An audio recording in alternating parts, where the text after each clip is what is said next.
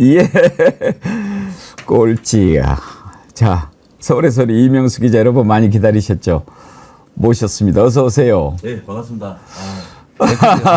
저도 한번 출연하고 싶었습니다. 여기 제가 좋아하시는 분들이 많이 시청하고 그래서 또 출연 좀 해라. 저한테 막 전화도 많이 주고 그래가지고요. 출연하고 싶었습니다. 정말 네, 만나고 반갑습니다. 싶었어요. 예. 저하고 진작에 통화는 한번 했죠. 아, 그 당시 그 디올백 막 보던 예. 때쯤인데 제가 취재 들어간 게 있어가지고 뭐 꼭 이번 건 갖고 그런 게 아니라 다른 건이 있었는데 제가 방송에 노출되면 안 될 시기였습니다. 아, 그랬군요. 예, 그래서 어쩔 수 없이 양해해 주셔서 감사합니다. 고향이 강원도예요? 예, 강원도 삼척입니다. 삼척. 예. 네. 강원도 분들도 그렇게 고향 많이 따져요? 인구가 없으니까 어떻게 보면 여기가 서울에서 이제 객지 생활하는 거잖아요. 우리 입장에서는 인구가 별로 없다 보니까 강원도 사람들 그러니까 삼척, 동해, 강릉 예. 그쪽으로 이게 그 고향 사람들이라고 합니다. 저희는요. 강원도 용동 지역 사람들을 그러면 뭐 서울에서 만나거나 그러면 그렇게 서로 이렇게 반가워합니다. 저 말고 딴 사람 다 마찬가지입니다. 아하. 예. 근데 고등학교 다닐 때 정말 꼴찌했어요? 예, 뭐 저기 뭐 체육만 잘했고요. 운동만 잘했고 저는 공부머리는 별로 좀 없는 학창 시절 때 그랬던 것 같습니다. 아이고 참 그거를 또 백은정 대표님이 방송에서 막 이렇게 이야기를 해서 아니 그렇게 하면 어떻게 합니까 했더니 아이 뭐 괜찮다고. 네, 저는 저희 대표님이나 저나 이게 솔직하게 예. 뭐든지 해야 된다고 저는 생각하기 때문에 대표님 말씀 잘하신 것 같습니다. 제가 대단한 사람은 아니거든요. 뭐 이게 뭐 정규 과정 밟고 뭐 트레이닝 된 사람이 아닌데, 예, 뭐 이렇게 솔직하게 얘기해야지 또 어디 가서 또 뭐 높게 평가하면 제가 또 부담스러우니까, 예, 그렇습니다. 대한민국을 바꾼 사람인데 뭐가 다른 게 중요하겠습니까? 정말 이명수 기자님 한번 만나보고 싶었는데 오늘 우리 이명수 기자님 나오신다고 그러니까 우리 댓글창이 난리가 났어요. 그 보스 형님 TV님 예. 잘하세요? 예, 잘합니다. 오. 예. 또 쪼사로스 조영래님도 아세요? 예, 알고 있습니다. 어떻게 아세요? 뭐 그 보스 형님 같은 경우에는 저희 서울의 소리 거의 항상 잘 되기 기원하는 사람. 예, 뭐 그리고 오래되다 보니까 어떻게 시청자와 이렇게 해서 만나진 않았죠. 한 번도 만난 적은 없습니다. 근데 가끔씩 저보다 연배도 많고 그래서 제가 힘들 때 가끔씩 통화하는 사이입니다. 예. 오늘 우리 이명수 기자님이 나오신다고 그러니까 보스 형님 TV님, 쪼사로스님이 우리 응원하는 슈퍼챗을 쏘자 그래가지고 예. 이제 5,000원씩 쏩시다 이렇게 예. 하신 거예요. 그래가지고 막 이렇게 왔는데 제가 슈퍼챗 보내주신 분들은 다 소개를 하거든요. 네. 너무 많은데 그래도 좀 소개를 해야죠. 예. 좀 읽어드리고 갈까요? 그렇지. 예. 근데 또 우리 애청자님들 가운데 연세 있으신 분들이 많아요. 예. 그래서 이렇게 슈퍼챗 쏘는 방법을 잘 몰라요. 네. 그래가지고 대리로 이렇게 좀 쏴달라고 그러는 분도 많은데 네. 그냥 순서 없이 읽어드릴게요. 조사루스님이 김일웅님 대리 슈퍼챗, 신혜수님, 보스형님이 또 최두혜님 대리, 마하로TV 대리 해주셨고, 요환님, 랑맨TV 대리님, 슈퍼미디어TV님, 정어리 절찬님, 오집중님, 책기를 시원하게 날려주는 명수, 이명수, 가스 이명수. 아, 또 이런 가스 활명수 번다 가지고. 예. 백구님 대리, 엔지님 대리, 꽁이와 산이 놀이터님, 박승만님 대리, 김은숙님 대리, 나홀로님 대리. 오늘 보수형님 TV님하고 쪼사로스님이 바쁘셨군요. 요한님, 은화송님 대리, 쑥인님, 김지훈님 대리, 어쩔님, 마링님 대리, 하양맘님, 이명수 기자님, 용빠따 출연도 환영합니다. 보스형님 TV. 아, 이번 주 용빠따도 또 출연하신다고. 예. 김용민 PD는 잘 아시죠? 네, 직접적으로 이렇게 만나고 그러진 않았는데 처음 만나시나요? 오다 가다 이렇게 많이 뵀습니다. 인사하는 예. 사이입니다. 예. 여호환님, 이건 무리한 부탁. 장윤미 결혼해줘. 안 돼요. 결혼하셨어요. 산다라님, 보스형님 대리 슈퍼챗, 민초님 대리, 산다라님 대리, 블루토파즈님, 산다라님 또 보내셨고, 쑥이님, 푸품님 대리, 요한님 또 보내셨고, 보스형님, 쪼사루스님 여러 번 보내셨고, 변함없이님, 3만 명으로 이명수 기자 특종 하나 받읍시다. 2인분 쏘셨네요. 쑥이님, 정어리 동접자 2만 3만으로 고고싱. 보스형님 TV는 5만 원 쏘시면서 이분들 대리를 다 해주셨네요. 정어리연, 박미경님, 김윤희님, 이정아님, 쪼사루스님, 이경희님, 들장미님, 여수 밤바다님, 수국님, 호미하우스 TV님, 정현희님 대리 슈퍼챗입니다. 오늘 이명수 기자님 정어리 TV 출연 진심으로 환영합니다. 요한님, 선녀와 난 핵구님, 대통령실이 이슈를 이슈로 덮는데 이번에는 뭘로 이걸 덮을까 궁금하네요. 이치양명주도 슬슬 잊혀진 것 같아요. 다들 기억합시다. 일단 여기까지 취합해서 소개해드렸습니다. 또 하신 분들은 따로 하도록 하겠습니다. 일단 이제 요즘에 이명수 기자 이름이 알려지게 된 게 사실은 이제 맨 처음에 김건희 7시간 녹취록으로 이명수 이름이 세상에 많이 알려졌잖아요. 네. 그 얘기부터 좀 먼저 해보고 싶은데 김건희는 어떻게 알게 됐었어요? 그 대선 경선 때쯤에 뉴스버스 한 여기자가 되게 통화가 됐습니다. 먼저. 그래서 뭐 줄리할 시간이 없다. 그 녹취가 나와서 뉴스버스가 창간한 지 얼마 되지도 않았는데 그 레거시 기자도 아닌데 통과됐단 말이야? 그래서 저도 한번 해봐야 되겠다. 그래서 그날 듣고 나서 바로 이제 전화번호를 입수를 합니다. 제가. 그렇게 해서 이제 통화 시도를 하게 됩니다. 그랬더니 바로 받아요? 그날은 이제 낮에 한 2시, 3시경에 이제 제가 질문지 작성해가지고 전화 시도를 하는데 그때가 몇 년 몇 월이에요? 21년도 7월 6일날 통화하니까 7월 6일날 첫 통화 시도해가지고 7월 6일이면 윤석열 검찰에 있을 때 아닌가요? 그만둔 다음인가? 경선 이제 막 그런가요? 그랬는데. 그러다가 오후에 사무실에서 한번 전화해야 되겠다 해서 질문지까지 다 준비했었는데 전화는 안 받고 그 전화 오면 이제 뭐 메시지 남겨주세요. 그걸 돌리지 않습니까? 그거 저한테 그렇게 버튼 누르길래 통화가 되구나.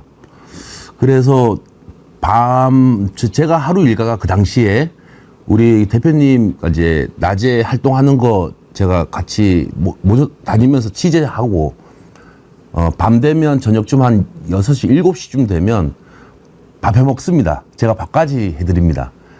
우리 대표님을. 그렇게 한 10여 년 정도 이렇게 꾸준히 이게 해서 같이 살아요? 같이 살지는 않는데 대표님이 혼자 그 오피스텔에 계시다 보니까 저는 가족이 있는데 밥을 해주시는구만. 그래서 제가 이제 쌀 안 치고 있다가 치사 눌러놓고 한번 전화해볼까 했는데 전화가 된 겁니다. 그렇게 됐습니다.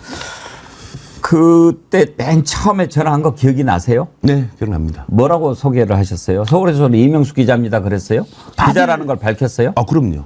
다들 기자들이 이제 이거 녹취록 나왔을 때 분명히 뭐라 해야 되나 신분 안 밝히고 했을 거라 생각하는데 저는 취재할 때 정정당당하게 저 신분을 밝힙니다.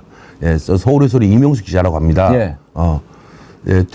잠깐 통화 가능할까요? 이렇게 하니까 그 당시에 좀 거리더니 우리 비판하는 언론인 거 알고 있잖아요. 검찰총장 때부터 저희가 비판 많이 했거든요.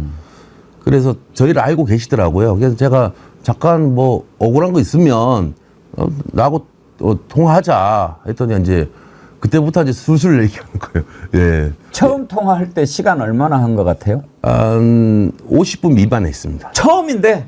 맨 처음 통화하는데 1시간 가까이 통화를 해요? 그렇습니다. 그거는 김건희 씨가 토커티브 한 것도 있지만 우리 이명수 기자님이 정말 그건 인터뷰 테크닉 스킬이 대단하신 건데 그 50분간 처음 통화 끌고 가기가 쉽지가 않아요. 그렇습니다.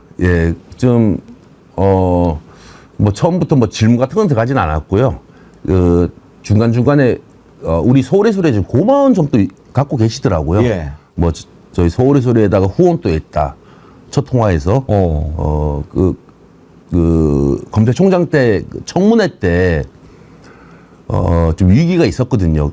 윤석열 그 당시에 검찰총장 후보자가 그 당시에 윤대진 예. 용산 세무 사건 이제 변호에 붙여준 것 때문에 그 문제가 좀 됐습니다. 그래서 그 당시에 그 뉴스타파를 좀 저희가 지금 저격 좀 해줬거든요. 예. 우리 대표님이. 그래서 내가 가지 말라고 이렇게 했는데 그 새끼 기자 데리고 그 당시에 요즘 활동하고 있는 한 기자 데리고 간 거예요. 그래서 내가 도착해가지고 후배니까 너무 심하게 하지 마라. 그냥 기자들처럼 뭐 메시지만 전달해라. 가서 과격하게 하지 마라. 다행히 과격하게 하진 않고 메시지 전달만 한 거예요. 그거를 아직 기억하고 있는 거예요. 김건희 여사가. 예. 네, 그래서 그런 일이 있었습니다. 그랬군요. 네. 그러면 그 다음에 이렇게 7시간 녹취록 들어보면 뭐 누나 뭐 이런 이야기도 하고 그러던데 언제부터 그렇게 가까워지신 거예요? 첫 통화 때 쭉 가다가 한 중간쯤 돼서 이제 저한테 갑자기 저보다 오빠였으면 좋겠는데 라고 이렇게 하더라고요. 처음 통화하는데? 네, 첫 통화에서. 그래서 저는 김건희 여사에 대한 몇 살인지 알고 있었기 예. 때문에 72년생이지 않습니까? 그래서 제가 동생이다. 그렇게 했더니 누나 동생 이렇게 얘기하시더라고요. 그래서 첫날에는 뭐 호칭을 누나 동생으로 하지 않았다가 예.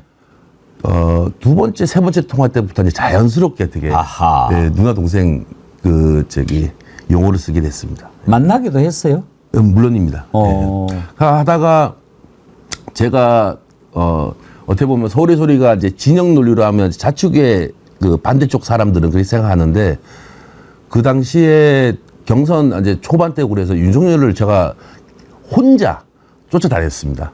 질문도 많이 던지고 그랬는데 이제 윤석열을 지지하는 우파 유튜버들이 저만 나타나면 곤란한 질문을 하니까 예. 그 당시에 장모 비리건 때문에 제가 질문을 많이 했거든요. 그 당시에 안철수하고 종로 쪽에서 중화요리집에서 이제 해동이 있었어요. 그래서 저 혼자 갔다가 조선일보에도 보도가 됐습니다. 그래서 제가 질문을 하려 하니까 윤석열 옆에 있는 어떻게 지지자인지 좌파 언론입니다. 답변하지 마십시오 하면서 끌고 가는 거예요. 그게 그리고 나서 우파 유튜버들한테 제가 폭행도 당하고 그런 일이 있었습니다. 근데 그게 또 기사화가 됐습니다. 그 기사화 된 거 같고 조선일보 기사화 된 거 같고 제가 김건희 여사한테 또 문자를 그 기사를 링크해서 보냅니다. 그래서 저한테 뭐 다친 데가 없냐 막 하면서 지금 기본적인 이제 저한테 답변을 하죠. 예. 그렇게 해서 계속 이제 통화하게 되고 그랬습니다. 김건희 씨를 만날 때는 주로 어디서 만나요? 딱 한 번 뵀는데요. 한 번 만났어요? 네, 제가 같이 밥 먹었어요? 예, 그게 시점입니다. 제가 안철수 윤석열 중화요리 해동 후에 질문 던져가지고 윤석열을 지지하는 우파 유튜버들한테 제가 폭행좀 당하고 그래서 그 기사를 링크하면서 제가 조금 다쳤거든요. 폭행도 그래서 당한 적이 있어요? 저는 그 친구들한테 많이 여러 명이서 좀 그 당시에 어디 가서 맞고 다닐 분 같지 않아 보이는데. 그런 사람은 아닌데 예. 우리 변호사가 야 너 화난다고 예. 누구 치지 마라. 폭행하지. 최근에 올해도 폭행 한번 당했습니다. 제가. 예, 저만 나타나면 어떻게 하서라도 하려고 그래서 절대 맞아라 그냥. 차라리. 또 패면 뒷짐지고 있어라 그냥. 우리 변호사가 괜히 또 엮이니까 그래서 뭐 폭행하면 맞을 생각하고 있습니다. 아이고. 예. 자, 그래서 김건희 씨를 만났는데 식사도 했어요? 그때 왜 제가 가게 됐냐면 제가 김건희 여사한테 폭행한 조선일보 기사를 링크하면서 그 후에 통화하면서 윤석열 대통령한테 윤석열 후보한테 이런 사람 데리고 다니지 마라.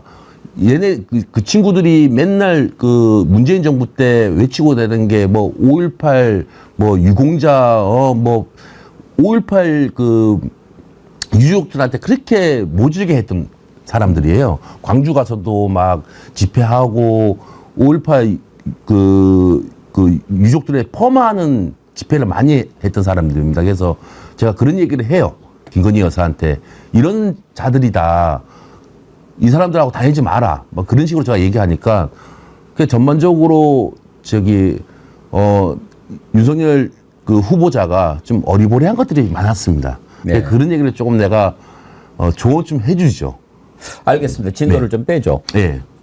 김건희 씨하고 통화를 정확히 셀 수 있을지 모르겠습니다. 한 몇 번 정도나 했습니까? 한 6개월 통화했습니다. 6개월간? 예, 6개월 통화했습니다. 네. 새벽에도 막 통화하고 그렇게 합니까? 네. 제가 이분이 낮에는 통화 안 되는 걸 이제 시간대별로 전화해 보니까 낮에는 전화를 안 받더라고요. 혹시나 한번 받으면 잠결에 받는. 그래서 시간대별로. 야행성이 맞군요.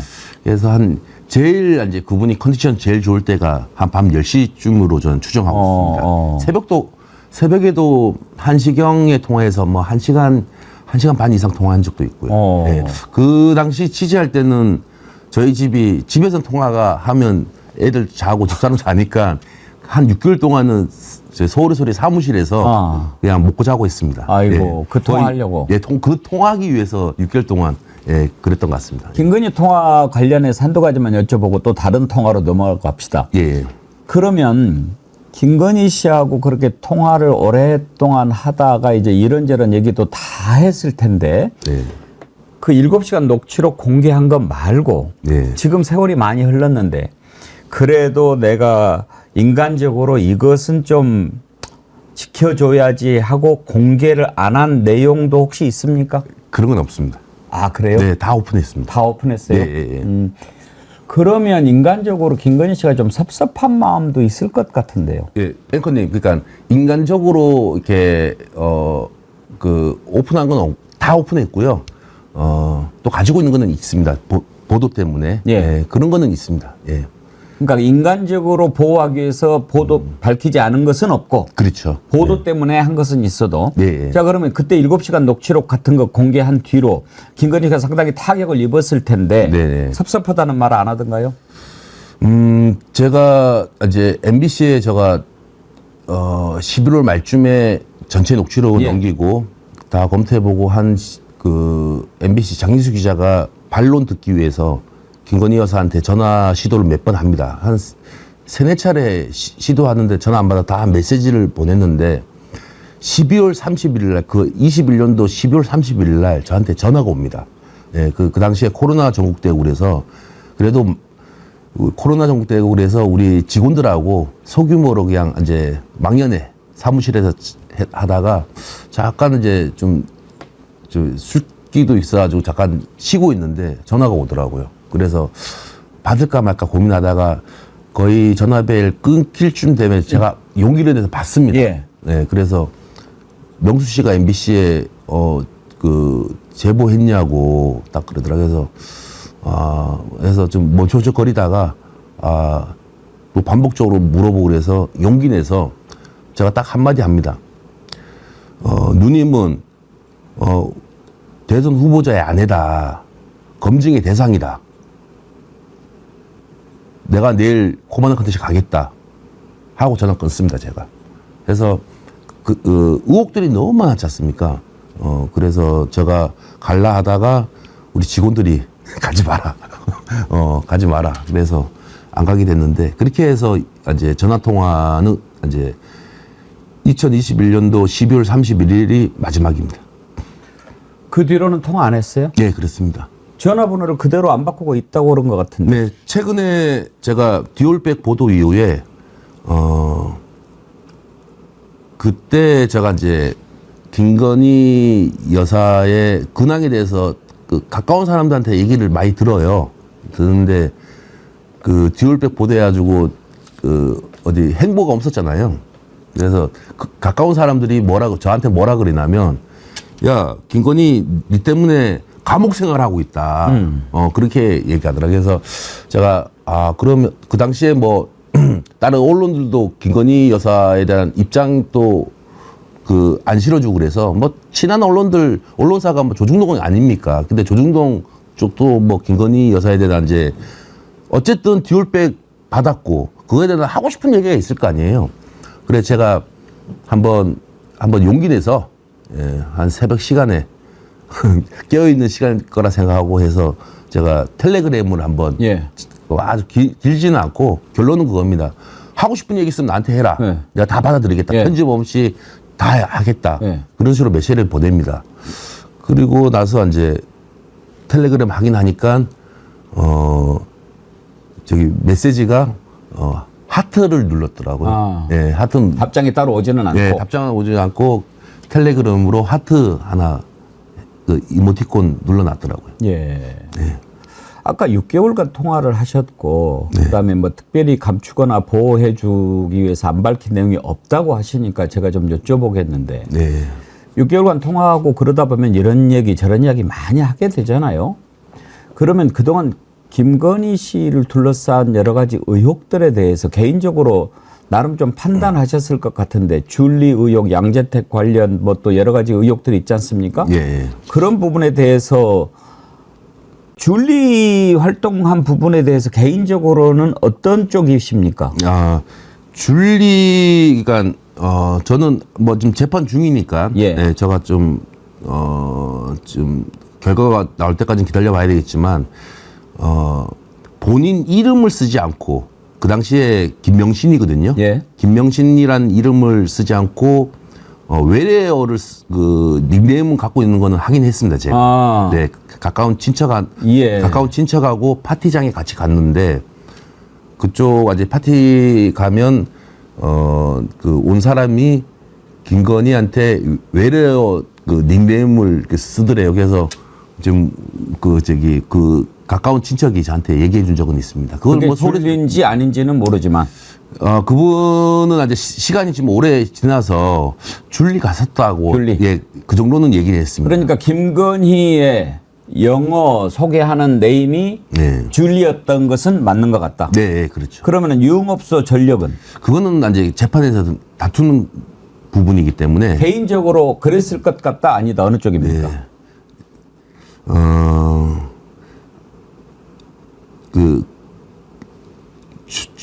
직원으로, 종업원으로 그까지는 아닌 거로 저는 지금 예상하고 있습니다. 정식으로 소속이 돼서 월급 받고 일하던 차원은 아니더라도 좀 출입했던 것 같다, 이렇게 제가 받아들이면 되겠죠. 그렇게 생각하시면 될 것 같습니다. 양재택 씨 관련은 사실인 것 같습니까? 사실입니다. 그건 사실이죠. 그건 제가 직접 가까운 사람한테 다 확인한 겁니다. 안혜옥 씨는요? 안혜옥 씨 그 왜 저 태권도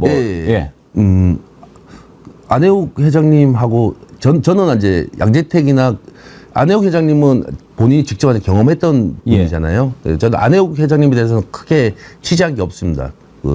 지금 다른 매체에서 많이 대선 때 다뤘기 때문에 뭐 저는 안혜옥 회장님 말고 가까운 친척들하고 해서 이제 양재택이 출입했다는 거를 확인한 겁니다. 양재택 씨 관련해서 제가 물어봤을 때 사실입니다, 이렇게 단정을 하셨잖아요. 그러면은 김건희 씨한테 들은 겁니까? 아니면은 다른 취재로 알게 된 겁니까? 취재 통해서 가까운 친인척들한테 들은 겁니다. 팩트는 맞는 것 같다. 맞는 것 같습니다. 본인이 뭐 이야기한 건 없었습니까? 본인이 얘기한 적은 없는데 양재택하고 뭐 동고설 막 얘기하지 않습니까? 거기가 가락동에 있는 대련 아파트입니다.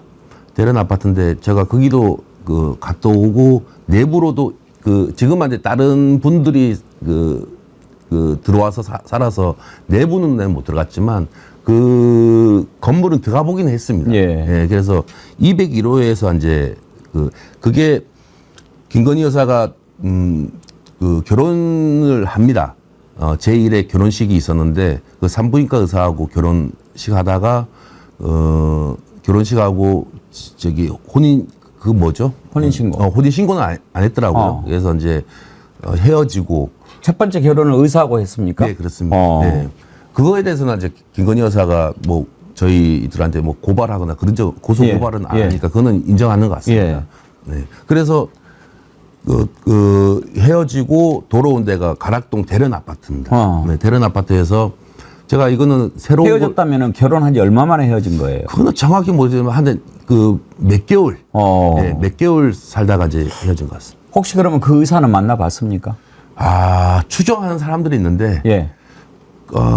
만나보진 못했습니다. 그때 대선 후에도 한번 이 사람 좀 한번 만나봐야 되겠다. 글쎄요. 예, 왜 취재했는데 결혼한 지 얼마 만에 그렇게 헤어지게 됐는지, 왜 혼인 신고는 안 하고 결혼식만 했는지 이런 것들이 좀 궁금하네요. 예, 제가 뭐 그 대선 이후에 굳이 뭐 이거는 취재할 필요는 없었는데 나 대선은 끝났으니까. 근데 야 이거 그 첫 번째 결혼했던 남성분을 좀 찾아봐야 되겠다 싶어서 이기까지 헤어지고 나서도 이분이 병원을 개업했는데 거기에 김건희가 이제 그 병원에 그 개인 병원을 이제 만들면 그게 좀 돈 좀 이렇게 투자하고 그런 것까지는 제가 취재는 됐는데 뭐 그분을 만나보진 아직 못했습니다. 몇 명 선상에 있는데 뭐 크게 그 김건희 여사가 그거에 대해서 이제 뭐 저희 그 우리한테 그 반론하는 사람들한테 뭐 고소고발 하니까 뭐 인정하는 것 같습니다. 예, 김건희 여사. 한 가지만 더 여쭤봐도 될까요? 아나운서 김모 씨하고의 관계도 사실입니까? 예, 그런 걸로 그거는 이제 제가 직접 취재한 건 아니고 다 알려진 거니까. 예, 그거는 맞는 것 같습니다. 저는 그런 얘기 한번 그 아나운서 김모 씨 그분하고도 이제 대선 이후에 한번 전화를 했어요. 제가 지금 뭐 타 채널 거기 뭐 그 방송 출연하는데 전화하니까 기자님 제가 새로운 가정을 꾸려서 그래서 제가 그래 더 이상 이제 취재는 안 했습니다. 인간적으로. 네, 인간적으로. 예.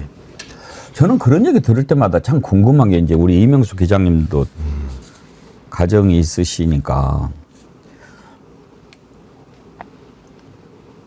이런저런 그러니까 결혼 전력도 있고 또 남자 관계가 좀 복잡하고 유흥업소 전력도 있고 막 그런데 윤석열은 총각이었잖아요. 그렇죠. 네. 결혼을 이렇게 할 때 이런 것 저런 것도 좀 따져보고 그러는 거 아닌가요? 근데 제가 상식적으로 그게 궁금하지 않겠어요? 우리 이명수 기자님도 그거 좀 궁금하지 않으셨어요? 어떻게 이런 사람하고 그렇게 결혼을 했을까? 그리고 결혼했어도 왜 이렇게 꼼짝 못하고 약점이 오히려 저쪽이 더 많은 사람인데 쩔쩔 매고 그럴까? 그게 좀 저는 참 궁금한데요. 제가 지금 이제 제가 이제 방송 출연하고 그러니까 얘기할 수 있는데 최근 제가 이제 김건희 여사 그 친인척들하고 좀 취재 좀 했습니다. 만나서 해보니까 이걸 어떻게 설명해야 되나 지분 관계라고 이렇게 생각하면 될 것 같습니다. 윤석열은 최은순, 김건희가 대통령을 만들었다라고 그 친인척들은 얘기하더라고요. 최은순이가 어쨌든 80 최은순 남편분하고 양평군청 퇴사 이후에 지금 부동산 쪽에 부동산 투기 많이 했지 않습니까? 그리고 남편이 죽고 87년도에 남편이 죽고 나서 남편 친구인 또 부동산 업자하고 다니면서 또 부동산 투기하고 또 다른 분 또 부동산 투기에 또 그 투기 전문가인 지금 타 매체에서 보니까 김충식 씨 얘기하더라고요. 그분하고 하면서 전국에 있는 땅들을 보고 나면서 이렇게 투기를 많이 했다 하더라고요. 그 당시에 보면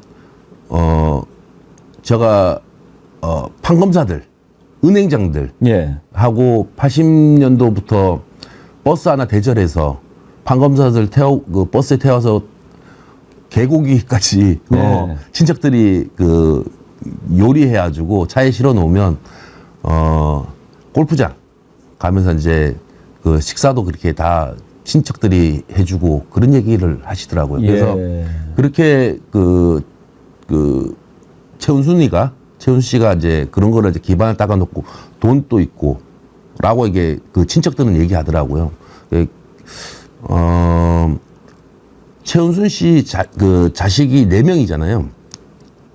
큰딸, 그 다음에 김진우 씨라고 이제 요새 얘기 많이 나오지 않습니까? 김진우 씨라고. 예. 그 다음에 이제 셋째가 김건희인데, 최은순 씨 입장에서는 내 후계자를 이제 발굴해야 될 거 아닙니까? 예. 그런데 큰딸 해보니까 아니야. 얘는 사업 기질이 없어. 큰아들, 김진우 씨, ESI 이제 뭐 대표로 있지 않습니까? 얘는 해보니까 사업 수단은 없고 맨날 사업을 하는데 다 실패해. 돈밖에 안 먹어. 근데 김건희를 해보니까 지 엄마 잘하는 거야. 그래서 자기 최은순의 이제 뭐 사업 노하우겠죠. 그런 거를 이제 김건희한테 많이 전수해 줍니다. 예.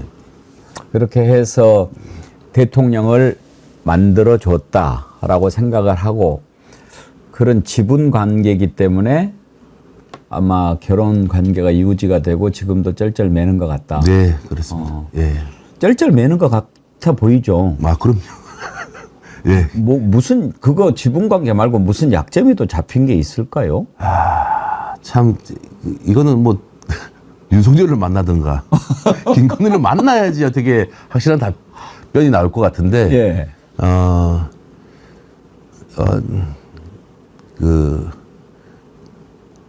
뭐 지분 관계밖에 전 지금 단계로서는 그렇죠. 할 말이 없는 것 같습니다. 예. 참 개인적인 거라서 우리가 뭐를 알기는 쉽지 않은데. 네.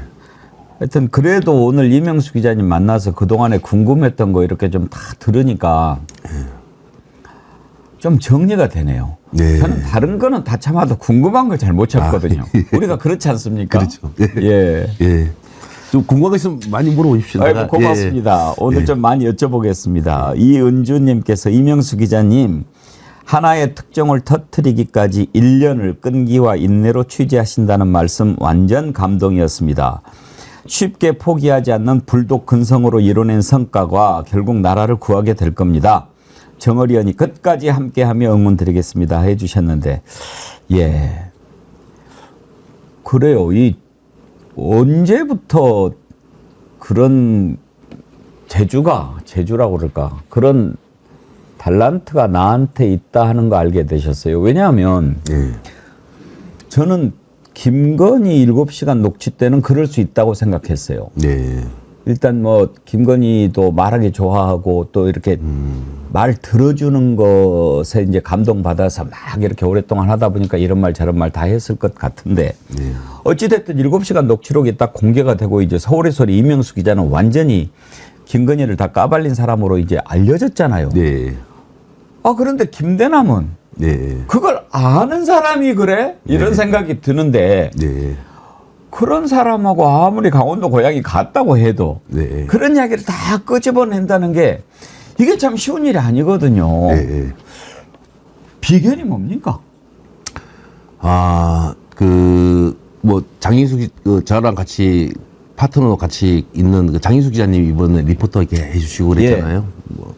그리고 제가 그래도 저 좋아하는 레거시 기자들이 꽤 있습니다. 좋아하는 분이 많을 것 같아요. 매력이 있어요. 7시간 하고 나서 만나본 기자들, 이제 또 디올백 보도 이후에 만난 기자들 하면서 그분들은 뭐라 해야 되나, 언론 공부를 하고 선배들로 인해서 이제 그런 교육을 받았지 않습니까? 기본 전화할 때, 자기 본인 이제 신분을 밝히잖아요. 서울의 소리 이명수 기자입니다. 너무 언론 티 안 나게 저는 최대한 하려고 그럽니다. 최대한. 저도 서울의 소리 이명수입니다. 뭐, 그냥 경직된 말투? 그런 말투보다는 내가 이분한테 당연히 취재원이기 때문에 어떻게 하면 이분하고 통화가 길게 할 수 있을까? 그게 이제 첫 통화거든요. 그렇죠. 그때를 연구 많이 했습니다. 그 중요하죠. 네, 왜냐하면 기자라고 밝히면 상대방이 일단 네. 긴장하니까. 그렇다고 제 신분을 안 밝히는 건 아닙니다. 예. 밝히거든요. 밝히는데. 네, 밝히면서 최대한 기자 내가 당신 티 안 나게. 뭐 저기 취재하는 거 아니야. 그런 냄새 좀 안 나게 해서 제가 처음 통화했는데 내가 듣고 싶은 말이 안 나올 수도 있습니다. 그렇다고 포기 안 합니다. 예, 그리고 끊을 때 잘 끊습니다. 아. 잘 끊고 어떻게 끊는 게 잘 끊는 겁니까? 답변을 안 해줘도 끊게 되지 않습니까? 그러면 통화해서 감사하다고 메시지를 또 보내고 하고 언제 시간 되시면 한번 뵙자고 차 한잔 하시자고 하면서 제 이명수라는 이미지가 있지 않습니까? 예, 오늘 보니까 국민의힘에서 대변인이 조선일보 출연해가지고 아니 이명수라는 사람이 정치에 관심 있는 사람들은 다 아는데 말이야. 김대남은 왜 이명수하고 통화해서 막게 대변인이 지금 당대표 대변인 정 대변인이 얘기하더라고요. 그러면서 이제 제 나름대로의 어떻게 보면 기자도 어떻게 보면 영업이잖아요. 어쨌든요. 예. 그래서 그런 이제 스킬 같은 거를 저 혼자만의 그거를 연습을 많이 했죠. 그러시군요. 하여튼 대단하세요. 그러니까 상대방을 무장해제시키는 그런 능력이 있으신 거예요. 어떤 분은 들어주기 신공. 그러니까 상대방 말을 잘 들어주시는 것 같아요. 예. 우리 이명수 기자님이. 저도 예전에는 초짜 때는 제가 더 많이 하고 하면 또 얘기 끊고 나면 또 녹취록 보죠. 이 사람이 막 얘기하려는데 내가 막 말을 더 많이 할 때 경우도 있었죠. 그래서 그분이 말할 때는 내 말 하지 말자. 무조건 들어주자. 예. 그랬습니다. 예, 저도 예전에 처음에는 시행착오가 많았죠. 예. 그러니까 그런 걸 거예요. 기자라고 밝혔는데도 이런저런 얘기를 다 하는 것은 그렇게 전화를 할 때 그 취재원이 이 사람한테는 뭔가 진실성이 느껴진다. 네. 내가 제대로 이야기하지 않으면은 뭔가 좀 안 될 것 같다. 그러니까 무서워서 진실을 털어놓는 검사 앞에 피의자도 있지만 네. 기자 앞에서 이 사람한테는 좀 진실을 얘기해도 될 것 같아. 그런 마음을 먹게 만드는 거. 네. 그게 비결인 거죠. 어떻게 하다 보니까 그 상대방 취재원들한테 술술 얘기해 줘가지고 그렇게 국민들이 이렇게 알고 있는데, 어떻게 그렇게 됐습니다. 예. 제가 지금도 기억하는 게 처음에 이명수 기자님하고 통화했을 때 지금은 대한민국의 어떤 기자도 해내지 못한 일을 해내신 이명수 대기자가 됐는데 제가 그때 처음 통화했는데 이명수 기자님이 저한테 그러셨어요. 저는 기자도 아닙니다. 네. 그래서 그런 이야기 하는 게 참 쉽지 않은데 네. 이 양반 매력이 이런 데 있는 게 아닌가 그런 생각을 한 적은 있어요. 저는 기자들 이렇게 만나면 저보다 선배도 있고 친구도 있고 그 후배들도 있는데 저는 처음 만나고 그러면 제 얘기를 합니다. 기자들 사이에 선배 이렇게 부르잖아요. 그래서 내보다 어린 후배들한테는 그럽니다, 제가. 나는 형은 언론 출신도 아니니까 나한테 언론들끼리 쓰는 용어 선배 그런 용어 쓰지 마라. 형님이라 불러라. 나한테 부르고 싶으면 나 그 용어가 싫다. 내가 너네들 그라운드에서 쓰는 용어 아니냐. 나 듣기 싫다. 네 선배가 아닌데 뭔 선배냐. 그냥 우리 사람들 사는데 형님 많이 하잖아요. 그런 용어로 써라. 그게 나는 익숙하다. 그래서 그 후배들이 저한테 선배라는 용어 안 씁니다. 형님 이제 다 이제 익숙해져가지고 동네 형님 가치도 있지 않습니까? 예, 그런 관계를 그런 용어로 쓰라고 저는 예, 시킵니다. 기자라는 게 그래요. 뭐 고시처럼 정부가 어떤 딱 뭐를 기준을 정해서 뽑는 것도 아니고 그냥 언론사에서 자체적으로 선발한 거잖아요. 그런데도 그냥 거기 기자가 됐다고 그냥 행세를 하려고 하고 그렇게 하는 사람들이 참 많죠. 그러다가 이상해지고 그렇게 되는데. 앵커님, 근데 제가 저기 이번에 보도 이후에 어디 매체 많이 나가가지고 제 사회생활 했던 그 형님들이나 이렇게 전화가 이렇게 오더라고요. 와서 야, 다 좋은데 니 뭐 언론 공부 안 했다고 그런 얘기는 나가서 얘기하지 마라. 네가 지금 다른 언론들보다 잘하는데 뭘 그런 얘기를 네 입으로 얘기하냐고 안타까워서 얘기하는 거죠. 예, 그래서 예 형님 알겠어요 하고 전화 끊었는데 예, 그런 얘기 하시더라고요. 역시 언론은 지식이 아니고 정신인 것 같아요. 어떻게 똑바로 현안을 바라보고 진실을 전달할 수 있는 용기가 있는가 이게 중요한 거지. 그렇지 않으면은 김일웅님 비록 공부는 꼴찌였어도 기자로는 최고입니다. 그러셨는데 한영숙님 상대방의 말을 잘 들어주시는 겸손이 있으시네요. 박수를 보냅니다. 내면이 꽉 차신 분입니다. 감사합니다. 김대남 씨 관련해 가지고요. 네. 이제 김대남이 왜 그렇게 다 이야기를 했는가가 궁금해서 좀 어떻게 하게 됐는지를 여쭤봤는데 그 전에 김대남이라는 사람을 왜 어떻게 해서 접촉하게 됐는지가 참 궁금해요. 그러니까 이 정부에 있는 사람들 연락처를 가지고 막 연락하다가 얻어 걸린 건지 아니면 야 저놈이 뭔가를 해줄 거야 얘기를 해줄 거야 라는 뭐 제보를 듣고 접촉을 한 건지 어느 쪽입니까? 네. 그 이분을 날짜가 9월 5일이구나. 예. 23년도 9월 5일 날 제가 첫 통화를 하는데요.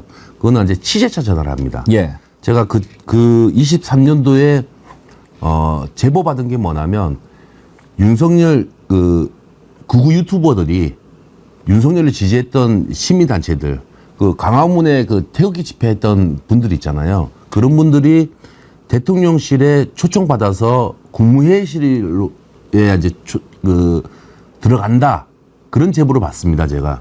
그래서 그거를 이제 MBC하고 같이 하게 되거든요. 그래서 제가 반론차 김대남 씨가 담당인 거를 극우 유튜버들 대통령실에 초대받아서 오면 국무회의실에서 회의하는 담당자가 김대남 씨였습니다. 예. 그래서 이제 반론을 받아야 되니까 그래서 이제 김대남 씨한테 전화를 했는데 이제 통화가 됐고 반론 다 받고 첫 통화 때 한 10분 통화하거든요.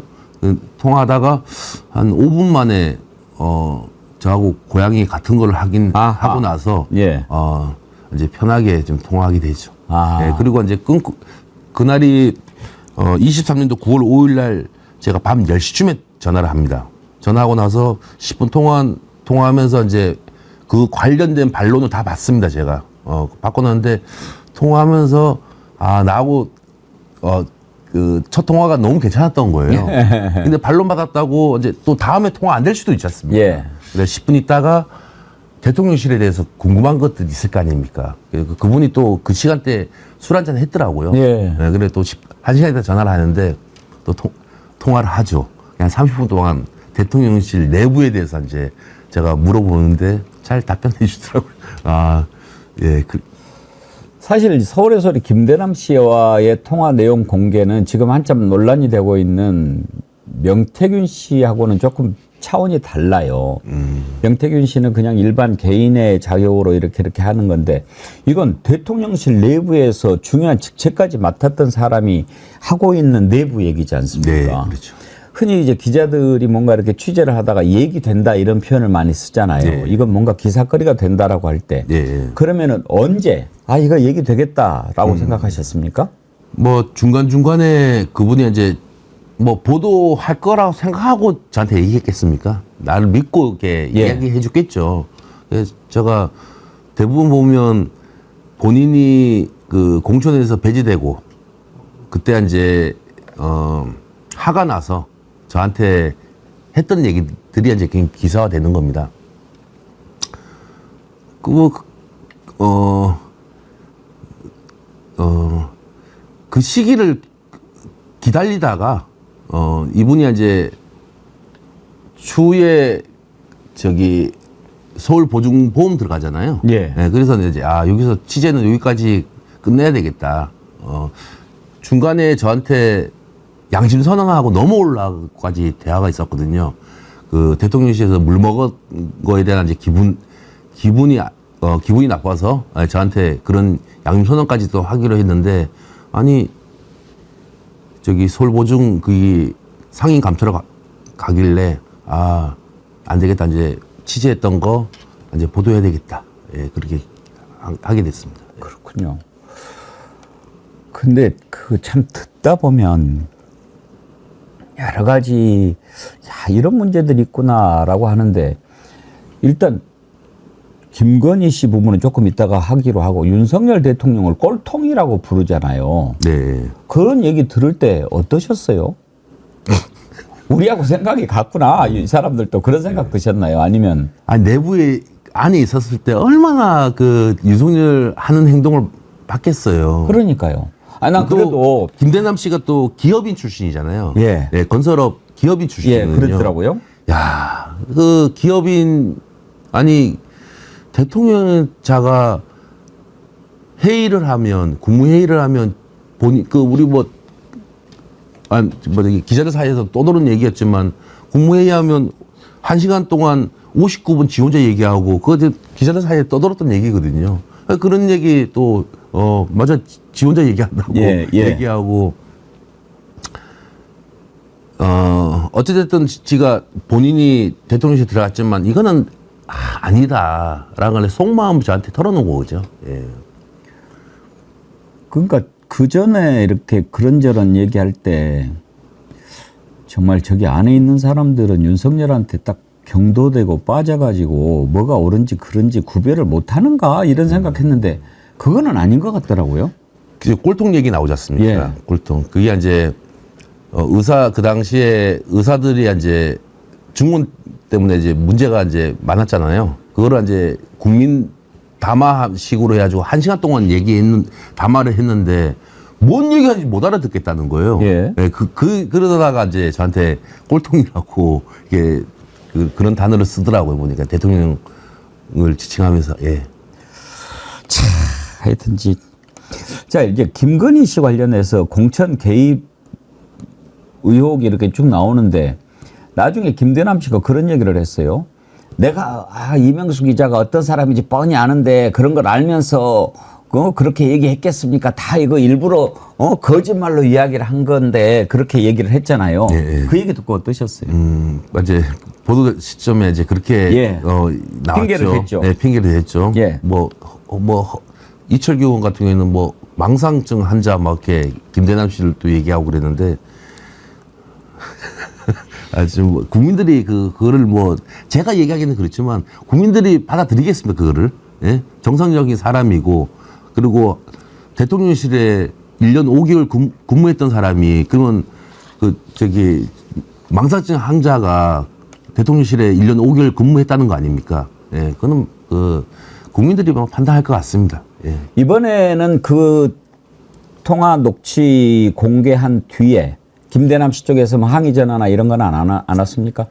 예고편 나갈 때 이제 저한테 전화 좀 많이 왔는데, 예고편 나가고 했을 때 제가 마음 약해질 것 같아가지고 전화 안 받았습니다. 안 받았고, 전화 아주 많이 온 건 아닌데, 그리고 주위에 이제 메시지 좀 줬고, 장인수 기자가 좀 많이 김대남 비서하고 통화 좀 많이 했죠. 예. 예. 지금 월요일 밤에 2탄 방송했죠. 예. 앞으로 언제까지 할 계획이신가요? 예. 그 대통령실 5시간은 당무 개입까지 이제 끝났고요. 예. 네. 거기서 그냥 녹취록만 딱 틀어주면 좀 안 될 것 같아서, 제가 작년에 취재해 놓은 게 있습니다. 누구 관련해서요? 예. 김건희 관련해서 이제 비선 라인들입니다. 예. 비선 라인들을 해서 취재해 놓은 게 있는데 거기도 조금 뭐 몇 프로가 부족합니다. 예, 그냥 뭐 유튜브에서는 할 수 있는 내용인데 그러니까 이제 지금 우리가 보도되는 것들이 보면 이제 언론들이 다 봤지 않습니까? 언론 기사화 할 수 있을 정도로 이제 맞추려고 하다 보니까 좀 몇 프로 좀 부족해. 근데 김대남 비서가 했던 얘기가 있거든요. 그게 아구가 맞더라고요. 그래서 그 비선들을 반론만 받으면 되는 거거든요. 그래서 좀 반론만 받으면 바로 한 달 이내에 예. 예, 지금 보도할 계획입니다. 그러면 3탄은 지금 준비하고 계십니까? 예, 그겁니다. 예. 그걸 준비하고 있습니다. 다음 주 월요일 날 하십니까? 아닙니다. 예. 지금 반론 받아 취재 좀 더 들어가야 되기 그럼 때문에. 일단 2탄까지 하고 2탄까지만. 조금 텀을 두었다가 예, 예. 하실 거예요? 네, 그렇습니다. 예. 1탄하고 2탄하고 어떤 게 더 반응이 셉니까? 당무 개입이 의외로 한동훈 당대표가 그 SNS 어저께 올리는 바람에 예. 김정력 최고위원 또한 이제 SNS로 이제 또 저희 보도에 대해 입장 나가고 나서 전 언론들이 좀 많이 이제 당무 개입 관련해서 이제 보도를 많이 하더라고요. 예. 저 공천 개입이 더 센 줄 알았는데 예. 당무 개입에 이제 언론들은 더 관심을 갖고 있더라고요. 아마 그건 이제 직접적으로 해당이 되는 사람들이 막 이렇게 막 나서니까 더 그런 것 같기도 하죠. 네, 그렇죠. 네. 그러면 이제 그거 정리가 좀 되면 이제 3탄이 나올 건데 그걸 좀 기대를 해 보겠고요. 네. 혹시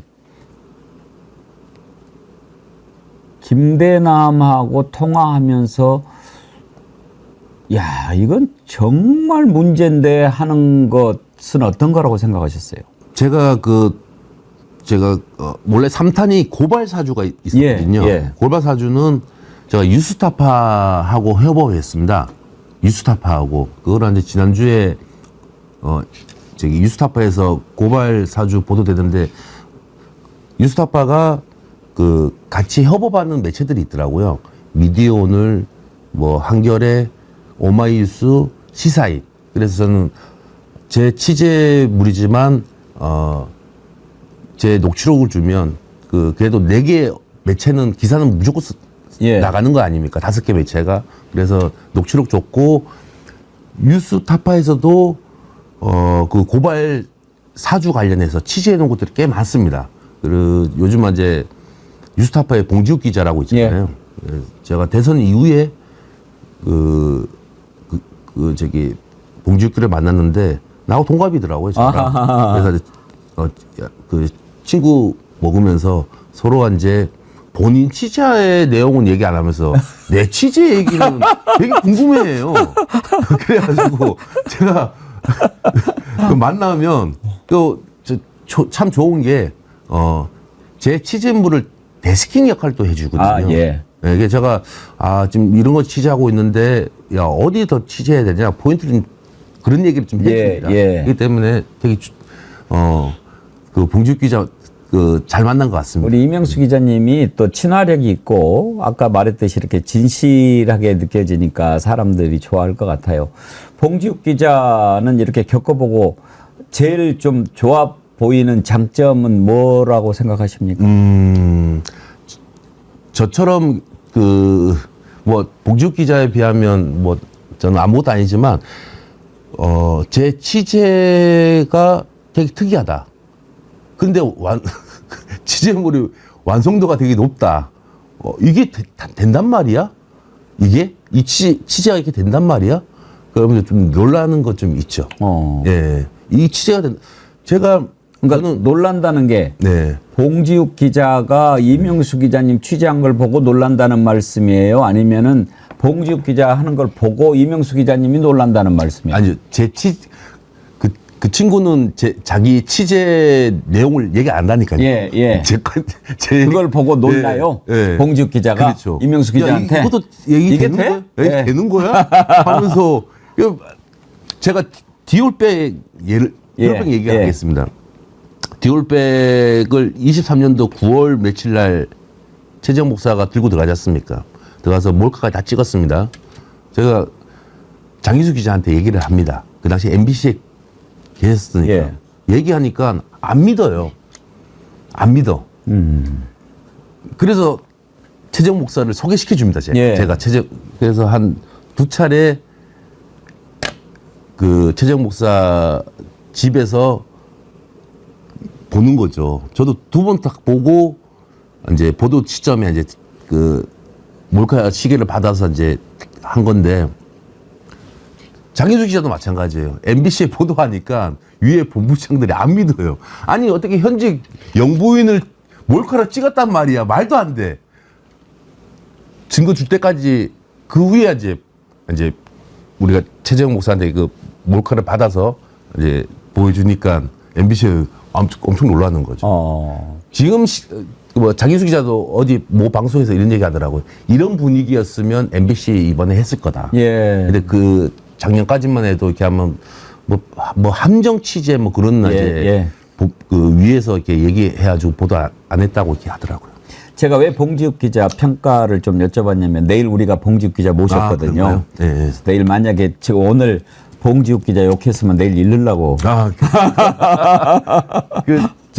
봉지욱 기자도 보면 늦게 언론에 합류했더라고요. 35 늦은 나이에 예전에는 방통위 공무원이더라고요. 사국 공무원. 근데 그 JTBC 손석희 그 개국했을 때 그때 멤버로 들어가서 탐사보도만 5년 했더라고요. 와, 그래서 그 탐사보도 제작하기가 장인수 기자도 스트레이트에서 이렇게 그 프로를 만드는데 30-40분 만드는 게 쉬운 게 아니다 하더라고요. 진짜 그 아이템도 발굴해서 이거 제작하는 과정들이 되게 힘들다 하더라고요. 봉지욱 기자는 5년을 1시간짜리 내가 5년 만들었어. 그러니까 베테랑 기자들이죠. 그러니까 장인수 기자의 장점, 봉지욱 기자의 장점, 저는 이제 다 도움을 받고 있습니다. 장인수 기자는 그러면 지금 서울의 소리에 소속이 돼 있나요? 아닙니다. 그 따로 이제 채널이 있습니다. 저널리스트. 네. 그리고 이번에 협업으로. 네, 제가 그 디올백 보도 이후에 저희 서울의 소리가 그 사무실이 있지만 외부인들이 너무 많이 왔다 갔다 합니다. 그래서 제가 취재물이 이제 보안이 제일 중요하지 않습니까? 그래서 디올백 보도 이후에 우리 초신님한테 대표님한테 나 사무실 하나만 얻어주라. 장인수 기자하고 같이 하게. 그래서 이제 사무실 오피스텔 하나 얻어주셔가지고 좀 조용하게 24시간 언제라도 그래요? 취재할 수 있게 편하게 하고 있습니다. 장인수 기자도 우리가 한번 모시고 싶은데. 네, 가능합니다. 정어리 TV 나가니까 진짜 좋더라. 네. 누가 형이에요? 1살 장인수 기자 나이 많습니다. 형도 한번 나가봐. 그렇게 이야기 한번 해주세요. 네, 저는 1살 차이는 형 동생 안 먹습니다. 친구로 제가 2월생이다 보니까 76하고 1살 애들하고 친구 많이 먹었어. 알겠습니다. 그래서 한번 나오시라고 그러세요. 꼭 그렇게. 보면은 우리 백은정 대표님하고도 상당히 격의 없이 뭘 하시는 것 같아요. 뭐 넥타이 사줘 뭐 이렇게 하고 뭐 그러신다 그러던데. 저는 우리 대표님하고 참 오래됐죠. 한 10년 이상 넘었는데 저는 동지라 생각합니다. 동지 관계로 뭐 좀 오래돼가지고 우리 대표님한테 뭐 투정도 많이 부리고 뭐 그러는데 이거 뭐 하나 이렇게 보도하고 나면 또 엄청 좋아하시죠. 또 어디 또 시민 단체장들 만나고 어디 만나면 또 저 자랑 엄청 합니다. 또 우리 서울의 이명수가 했다고. 또 우리 대표님 역할이 또 있으니까. 또 저는 이제 윤석열 김건희 정권 이제 제가 감시를 해야 되지 않습니까? 그래서 이제 언론 역할만 이제 열심히 하고 있습니다. 백은정 대표님하고 이렇게 얘기를 나누다 보면 이명수 기자님 사랑하는 그 마음이 막 느껴져요. 눈에서 꿀이 막 뚝뚝 떨어져요. 이번에 큰 거를 이제 취재하고 보도해서 잘 나와서 기분 좋을 겁니다. 제가 한 10개월 동안 우리 대표님이 여기 방송 나와서도 우리는 거짓이 없다. 다 얘기한다. 제가 뭐 취재하는 거 얘기를 하면 또 어디가 얘기를 해. 7시간 때도 보고는 해야 될 거 아닙니까? 7월 6일 날 저 통화했어.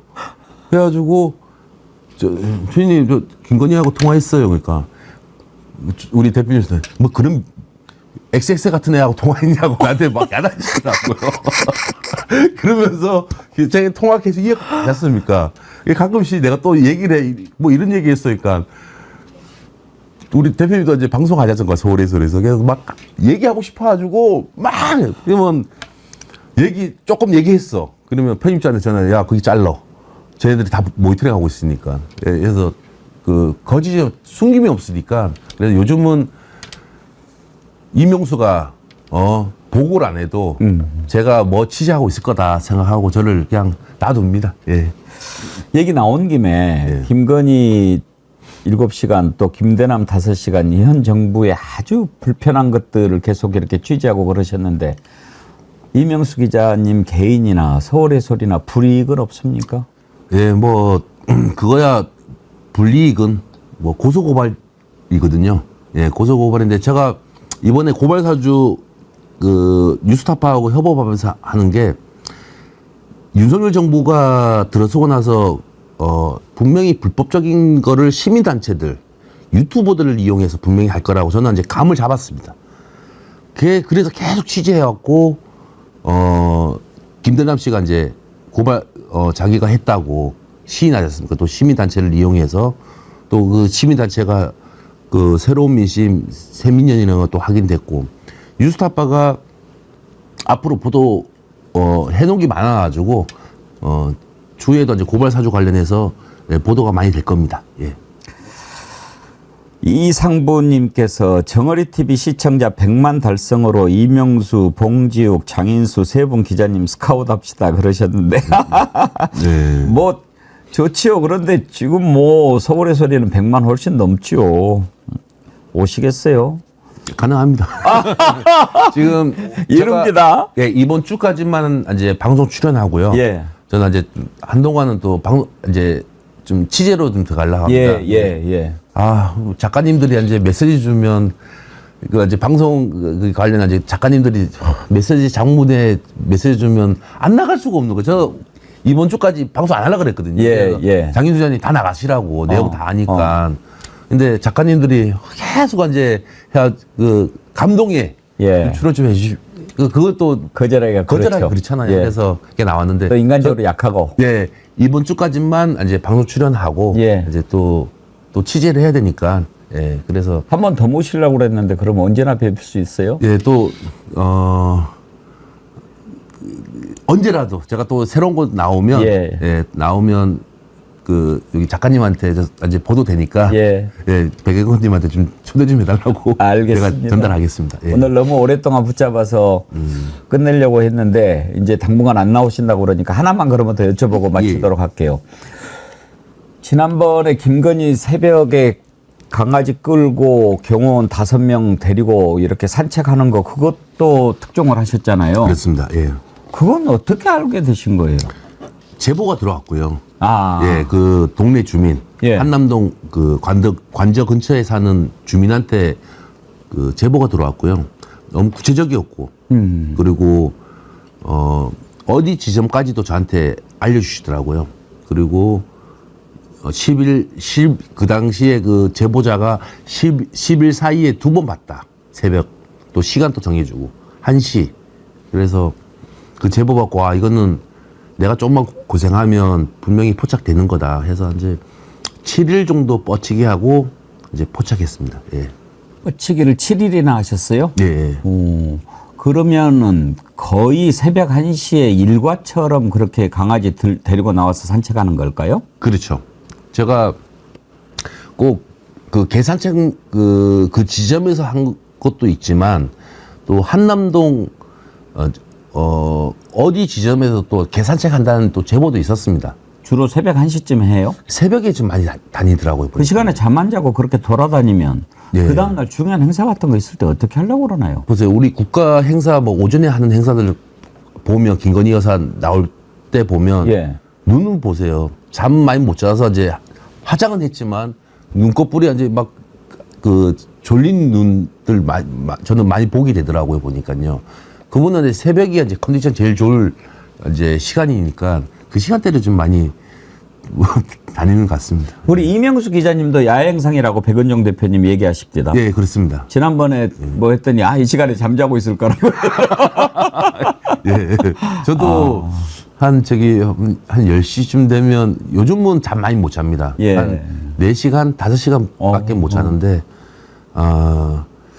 좀 밤에 한 10시쯤 되면 좀 그 컨디션이 좀 좋죠. 건강 잘 챙기세요. 이제 이명수 기자님 몸은 개인의 몸이 아닙니다. 이제 맞습니다. 나라의 몸이 됐습니다. 예, 여러분들 좀 그 나라 걱정 우리 여기 채널 보시는 분들 걱정 많이 하시는데 저는 가끔씩 이런 생각을 합니다.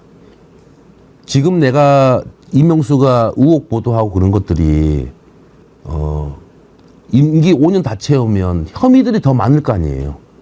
빨리 좀 결단을 내려라. 윤석열, 김건희. 여기까지만 문제 있었던 거 처벌받고 5년 다 채우면 어마어마한 또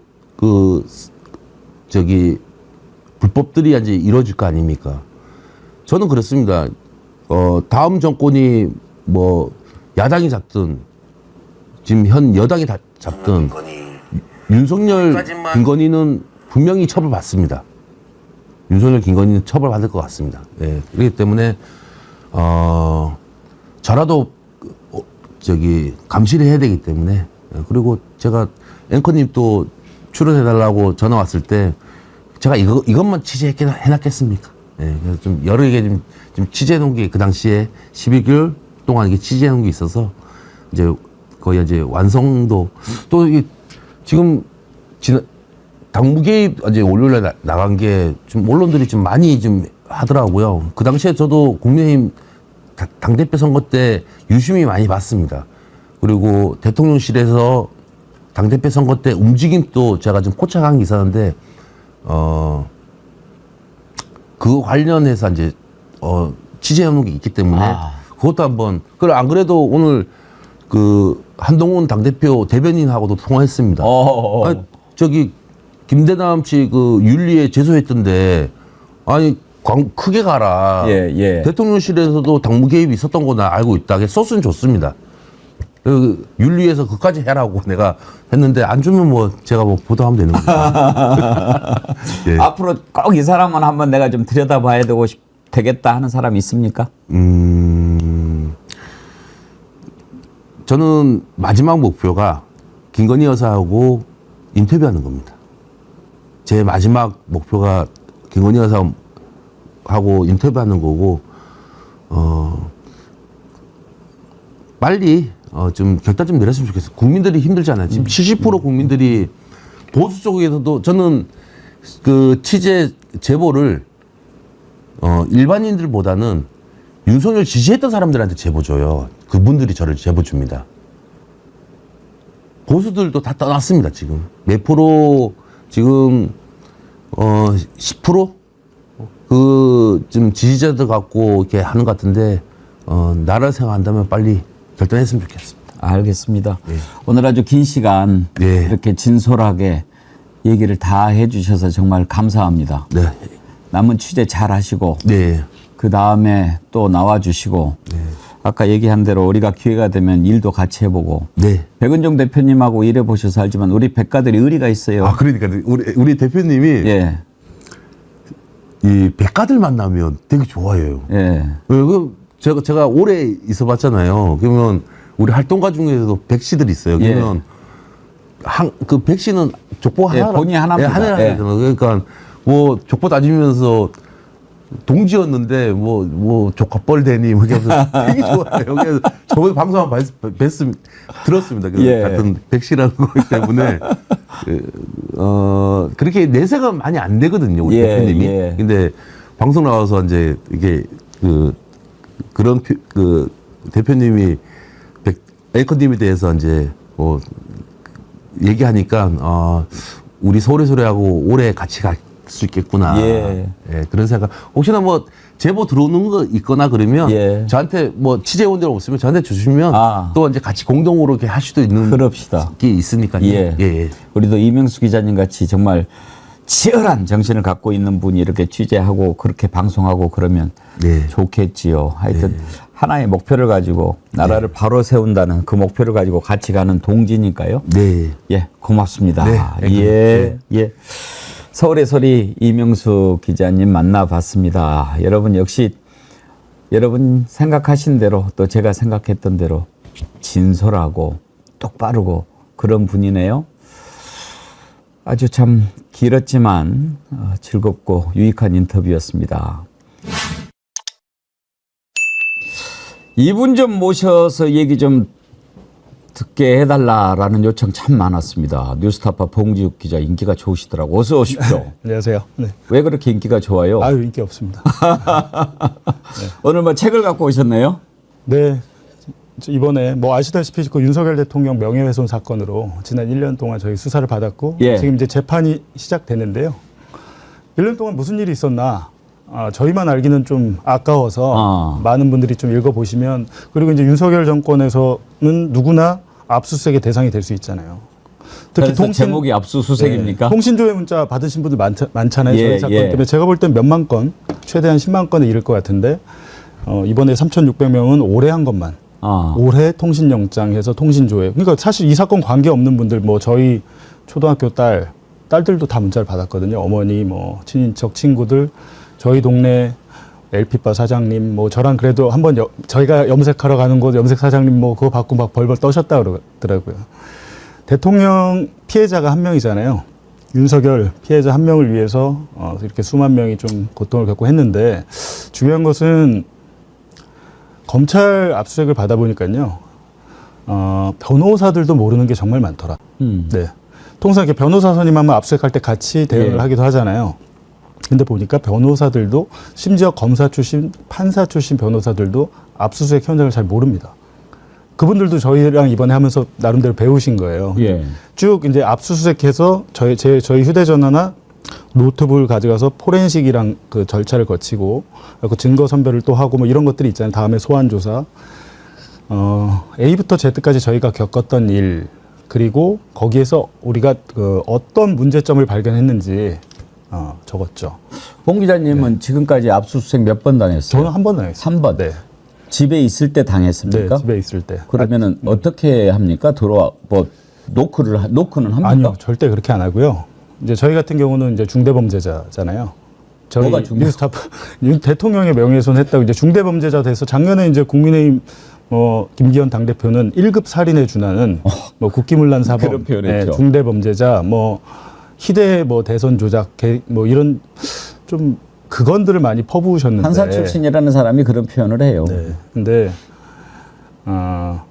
기본적으로 친절하게 하진 않죠. 와서 보니까 새벽 4시부터 기다렸더라고요. 새벽 한 4시, 5시쯤에 와서 기다립니다. 집 인근에서 기다렸다가, 저 같은 경우는 그중에 중대범죄자에서도 주범이니까 제가 나올 때까지 이렇게 딱 수사관 한 명이 저희 아파트 현관문 열고 나가면 아파트 엘리베이터 복도 있잖아요. 거기 비상계단 거기서 숨어 있었더라고요. 그리고 저희 큰딸 학교 데려다 주러 아침 8시 반쯤 나갔더니 딱 숨어 있다가 저한테 다가와서 수사관 신분증 보여주면서 중앙지검에서 압수수색 나왔습니다, 이렇게 얘기를 하더라고요. 근데 그렇게 하는 방법이 있고, 아무리 기다려도 안 나온다. 그리고 공범에 대한 압수수색이 들어갔다. 그러면 다른 공범, 이 공범에 대해서 이제 예를 들면 저희 집에 이제 이분들이 들어왔을 때 한상진 기자는 집에서 샤워하고 있었나 봐요. 한상진 기자는 저희 집 압수수색이 시작되니까 혹시 제가 알려줄까 봐 한상진 기자는 샤워하고 있는데 초인종을 누른 거죠. 초인종을 눌렀고, 거기서 빨리 또 문을 안 따면 소방경찰을 불러다가 현관문을 뜯죠. 네. 그러면은 봉 기자님 같은 경우에는 뭐 쾅쾅쾅 문 열어 뭐 이런 건 아니었고, 그렇죠. 밖에서 기다리고 있다가 나오니까 그럼 영장을 제시하던가요? 그러니까 좀 여러 가지 문제점이 있었어요. 그런 것들을 담은 거예요. 근데 이 수사관이 한 명, 그러니까 저희 집에서 몰래 기다리던 그 수사관이 영장을 안 가져온 거예요. 안 가져온 채로 저희 집 문을 개방한 채로 이제 저보러 이제 열고, 애는 그 봉 기자님이 데려다 주지 마시고 부인분한테 좀 데려다 주라고 해라. 그래서 이제 저희 와이프한테 얘기를 하러 문을 열었더니 이분이 문을 딱 잡고 안 놓는 거예요. 문이 일단 열렸으니까. 받을까봐. 그래갖고 제가 영장을 보여달라 그랬더니 영장이 없대요, 지금. 갖고 올라오고 있다는 거야. 영장이 없는데 왜 문을 잡고 있어요? 그랬더니 뭐 이렇게 얼버무리면서. 그러니까 이런 것들이 관행적으로 불법 압수수색이 관행적으로 이루어졌구나라는 걸 저희가 알게 된 거죠. 그러니까 그래도 일반 국민 같으면 당하고 어디 가서 하소연할 데가 없잖아요. 근데 저희는 기자니까 저희가 당한 이런 불법적인 편법적인 압수수색 전체를 기사로 썼고 또 책에 담았고 그래서 그런지 제가 소환조사 검찰에 소환조사 갔을 때 대통령 명예훼손에 대해서 먼저 물어보는 게 아니라 저희 집에서 있었던 압수수색 상황에서 제가 주장했던 일들에 대해서 자기들이 문제가 없다는 식으로 우리의 압수수색은 불법이 아니었어요. 자기들의 알리바이를 만드는 질문과 답변이 초반에 한 30개가 있더라고요. 그랬습니다. 그러니까 굉장히 이제 그러니까 제가 느낀 것은 만약에 기자들을 여러 명이 아니었다면 더구나 뉴스버스 이진동 기자는 검찰청이 디지털 캐비넷을 운영한다. 검찰청이 운영하는 디지털 그 수사망이 디넷이라는 것인데 디넷에 내 허락 없이 나 몰래 내 휴대전화 전체 정보를 저장한 거예요. 몰래. 이 사건과 관계없는데. 그랬다가 이진동 기자한테 걸렸잖아요. 그래서 크게 이제 사회적인 논란이 됐었는데 그런 것들이 이제 저희가 기자이다 보니까 수사를 받는 피의자 입장에서도 취재를 하게 되는 거죠. 취재를 해서 알리니까 이번에 대검찰청에서 뭐 관련 대검의 예규를 바꾸겠다고 하는데 그거는 예규를 바꿔서 해야 될 일이 아니거든요. 그건 불법이기 때문에 법에 근거하지 않으면 불법인데 자기들의 예규라는 건 규칙인데 그걸 바꾸겠다고 하더라고요. 앞에 세 분 사진이 보이는데 누구예요? 네. 가운데 계신 분이 저희 김용진 대표시고 예, 여기 저희 같이 앞서던 한상진 기자. 그렇군요. 네. 이제 사실은 저는 오늘 우리 처음 보잖아요. 네. 처음 이제 인터뷰할 땐 저는 항상 좀 부드럽게 얘기하고 이렇게 좀 마음도 좀 풀고 이렇게 하는데 오늘 책에 이렇게 그냥 무서운 압수수색 딱 나와서 그 얘기부터 하다 보니까 제대로 이렇게 편하게 시작을 못한 느낌인데 어제 이명수 기자가 나왔거든요. 네. 두 분이 친구라면서요. 네, 네. 친구를 먹기로 한 겁니까? 그렇죠. 대선 끝나고 알게 됐고. 네. 대선 전에 알았다면 많은 일이 있었을 텐데 예. 아쉽게도 대선 끝나고 나서 아는 바람에 아쉽게 됐죠. 제가 이제 봉집 기자 네. 그 이렇게 가끔 보는데 어딘가에서 아주 재미있게 표현했더라고요. 이명수 기자를 언론계의 마동석? 네, 네. 무대뽀. 무대뽀. 근데 두 가지 면이 있는 것 같아요. 예. 이명수 기자는 무대뽀적인 정신을 갖고 있지만 그렇다고 해서 이렇게 막 마동석처럼 막 이렇게 설치 그런 타입은 아니고 굉장히 좀 조용하고 부드럽죠. 예, 조용하고 부드럽고 이제 말하는 거 보시면 상대방 얘기를 많이 듣잖아요. 그렇죠, 그렇죠. 아 그렇구나. 이 대답만 하면 이제 상대방이 이명수 기자한테 설명해주고 싶으니까 말을 막 하게 되는 거죠. 근데 김대남 전 비서관 녹취록 뭐 저도 이제 그 보도하기 전에 쭉 봤었는데 그 얘기를 이제 작년 9월부터 그런 사람과 연락을 한다고 얘기를 하더라고요. 그래서 쭉 근데 얘기를 듣다가 다른 건 모르겠는데 마침 저희 뉴스타파가 해온 게 뭐냐면 유일임 방심위원장의 청부민원 사건 저희가 이제 최초 보도했고 네. 지금도 보도를 하고 있는데 그것과 연관돼 있는 저희가 쭉 취재를 하다 보니까 이거 청부민원만이 문제가 아니구나. 여론 조작하는 팀이 있고 이 여론 조작하는 팀이 뭔가 권력층과 연계된 그림이 보여요 지금. 근데 이런 취재를 계속하고 있는데 마침 대통령실 시민소통 비서관 시민사회수석실이 시민단체를 관리하는 데인데 거기에 비서관 직무대리가 시민단체 고발을 내가 시켰다. 이런 얘기를 그게 길진 않아서 그런 얘기를 이명수 기자가 하길래 아니 그 부분은 우리 취재와 닿는다. 그래서 그 부분은 안 그래도 우리가 취재를 해왔으니까 우리가 하겠다. 그래서 이명수 기자가 그 부분만 저에게 제공을 해줘서 그거는 뉴스타파하고 한겨레, 뭐 시사인, 오마이뉴스, 뭐 미디어오늘 이렇게 해서 지금 언론 장악 공동 취재팀을 만들었어요. 뉴스타파도 뭐 상대적으로 작은 매체이기 때문에 이게 뭐 한 개 매체가 할 일은 아니고 예. 이 정권의 특징은 언론에서 뭐를 써도 다 무시하잖아요. 예. 예, 무시하고 부인하고 아니라 그러고 지금 보니까 뭐 명태균 씨 그 텔레그램 메시지 어제 보도가 됐는데 거기에 대해서도 뭐 공천이 안 됐으니까 아무 문제가 없는 거 아니냐. 지금 경선하라고 했으니까 아무 문제가 없는 거 아니냐. 이런 식으로 나오잖아요. 그렇기 때문에 제가 볼 때는 최순실 국정농단 때처럼 여러 언론이 연대해야 된다고 지금 생각합니다. 네. 뉴스타파가 지금 몇 년 되세요? 뉴스타파 한 12년 정도. 12년. 네. 참 대단한 역할을 하고 있는데 김용진 기자가 지금 대표로 있죠. 네네네. 안부 좀 전해줘. 네, 네. 안 그래도 김영 대표도 예. 예, 안부 좀 전해달라고 하더라고요. 제가 참 존경하는 후배입니다. 네. 예. 아, 네, 그러시군요. 12년 됐는데 맨 처음에는 후원도 좀 많이 들어오고 그런데 요즘 어때요? 운영은 괜찮습니까? 뭐 윤석열, 김건희 부부 덕분에 예, 거기에 분노하시는 많은 분들이 그리고 뉴스타파는 뭐 일단 주인이 없잖아요. 후원자들이 주인이고 뭐 재벌이든 아무 권력자든 대통령이든 저희는 뭐 누가 보도를 하지 말라고 외압이나 압력을 넣을 주체가 없습니다. 그런 것들 때문에 이제 윤석열 정권 들어서 후원자분들이 많이 늘셨고 저희가 압수수색 당하고 나서 작년에 진짜 그 여론 개입, 대선 개입, 여론 뭐 개입, 대선 여론 조작 수사팀 만들었을 때는 정말 저희도 힘들더라고요. 저희가 무슨 얘기를 해도 니네는 가짜 뉴스의 총본산 매체야. 니네가 한 거 다 가짜야.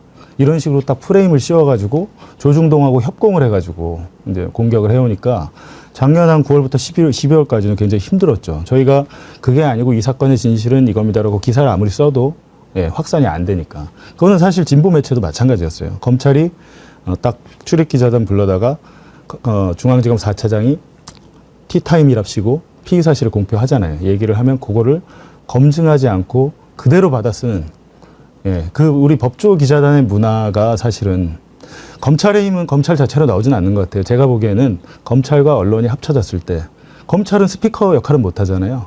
소스를 던져주면 그걸 언론이 받아먹고 검증 없이 받아먹고 국민한테 그대로 전할 때 사실 그게 가짜 뉴스죠. 네. 뉴스타파는 후원을 어떻게 해요? 저희가 하고 싶을 예, 때. 네, 네. 특히 제가 온 지 2년 됐거든요. 이번 달로 해서 딱 2년 됐는데 뭐 일체의 수익 사업을 너무 안 하는 거 아니야라는 생각이 들더라고요. 일단 광고 협찬 자체가 없고 심지어는 유튜브의 뉴스타파가 그래도 구독자가 130만 정도 되는데 유튜브에서 주는 수익 있잖아요. 그것도 안 받더라고요. 그래서 아, 그래요? 그걸 왜 안 받냐고 그랬더니 그거를 모르고 받았다가 그 광고가 이렇게 임의로 들어갔는데 우리가 선택할 수 없는 광고들 있잖아요. 아하. 예를 들면 우리는 공익 광고 같은 것만 넣고 싶은데 그렇게 안 되니까 아예 저희는 수익을 받지 않겠다라고 해서 유튜브 좋은 일을 하고 있죠. 어이구, 그렇구나. 그래서 이제 유튜브 유료 구독자 아니시더라도 예. 뉴스타파 컨텐츠는 광고 없이 예, 보실 수 있습니다. 그래서 이제 후원은 홈페이지에 오시면 예. 예, 저희 뉴스타파 홈페이지에 오시면 예, 후원 페이지가 있습니다. 여러분 뉴스타파 후원 좀 많이 해주세요. 제가 뉴스타파 얘기하는 게 좀 주제 넘긴 하지만 그래도 정말 깨어있는 언론 지금 이 시대에 어느 때보다 필요하지 않습니까? 뉴스타파. 아까 이명수 기자 얘기했는데 네. 저는 어제 이명수 기자 인터뷰하면서 그런 생각 많이 했어요. 이명수 기자는 정식으로 막 이렇게 기자 어디 회사에 입사해서 훈련받고 그러지 않았잖아요. 네. 그런데 지금 어떤 기자보다 열심히 네. 일을 하고 역사를 바꿔가고 있잖아요. 기자란 뭔가, 언론이란 뭔가. 네. 제가 어제 참 많은 생각을 했거든요. 네, 맞습니다. 근데 우리 봉지욱 기자님 이렇게 보니까 원래 YTN에서 처음 기자 시작을 네, 거기서 수습 하셨더라고요. 기자 잠깐 하다가 네, 그랬다가 또 방송통신위원회 뭐 네. 조사관? 공무원, 그러니까 방송위원회에 갔다가 이명박 정권 때 방송위원회 정보통신부 합쳐지면서 이제 강제로 공무원이 전환이 됐죠. 예. 방송통신위원회 이명박 정권 때 예. 방송통신위원회 있었는데 진짜 못 있겠더라고요. 한 4년 6개월 있었는데. 오래 계셨네요. 그러니까 예, 최시중 위원장 있을 예. 때 있었는데 그때도 뭐 사실 좋지는 않았죠. 제가 외부에 막 칼럼 기고하고 막 이렇게 하다가 막 예, 징계 나오고 그랬는데. 거기는 어떻게 들어가시게 된 거예요? 방송위원회 최초의 방송위원회 시험 치고 들어갔죠. 아, 시험 봐가지고 네. 들어가는 거예요? 근데 원래는 공무원으로? 저는 프로듀서 시사교양 프로듀서 PD 수첩 프로듀서를 하고 싶었는데 예. MBC는 그렇게 안 되더라고요 시험이. PD로 들어가야 되죠. 시사교양 PD는 안 돼요 시험을 치는데. 예. 근데 기자는 그냥 치면 그냥 한 번에 붙었습니다. 그 YTN도. 예. 그러니까 지금 생각해 보면 저는 이렇게 창의력은 없구나. 창의력이 없으니까 떨어진 거겠죠. 그래서 창의력이 없고 다행이구나. 그리고 PD라는 게 아무나 하는 직업은 아니더라고요. 정말 아무리 시사교양 PD라도 뭐 영상이나 그런 안목들이 있어야 되는데 그런 거는 저는 좀 없죠. 시험은 좀 네. 운이 많이 작용하는 것 같고 이제 그랬다가 이제 JTBC 기자가 또 되신 네, 거 아니에요? 네. 그럼 JTBC는 경력 기자로 들어가신 네. 겁니까? 거기에는 얼마나 계셨어요? JTBC에 얼마 있었더라? 한 12년. 예. 오래 계셨네요. 예. 이제 거기서 탐사 보도 전문으로 하시는 예. 거죠? 그거를 제가 하려고 한 게 아니고요. 예.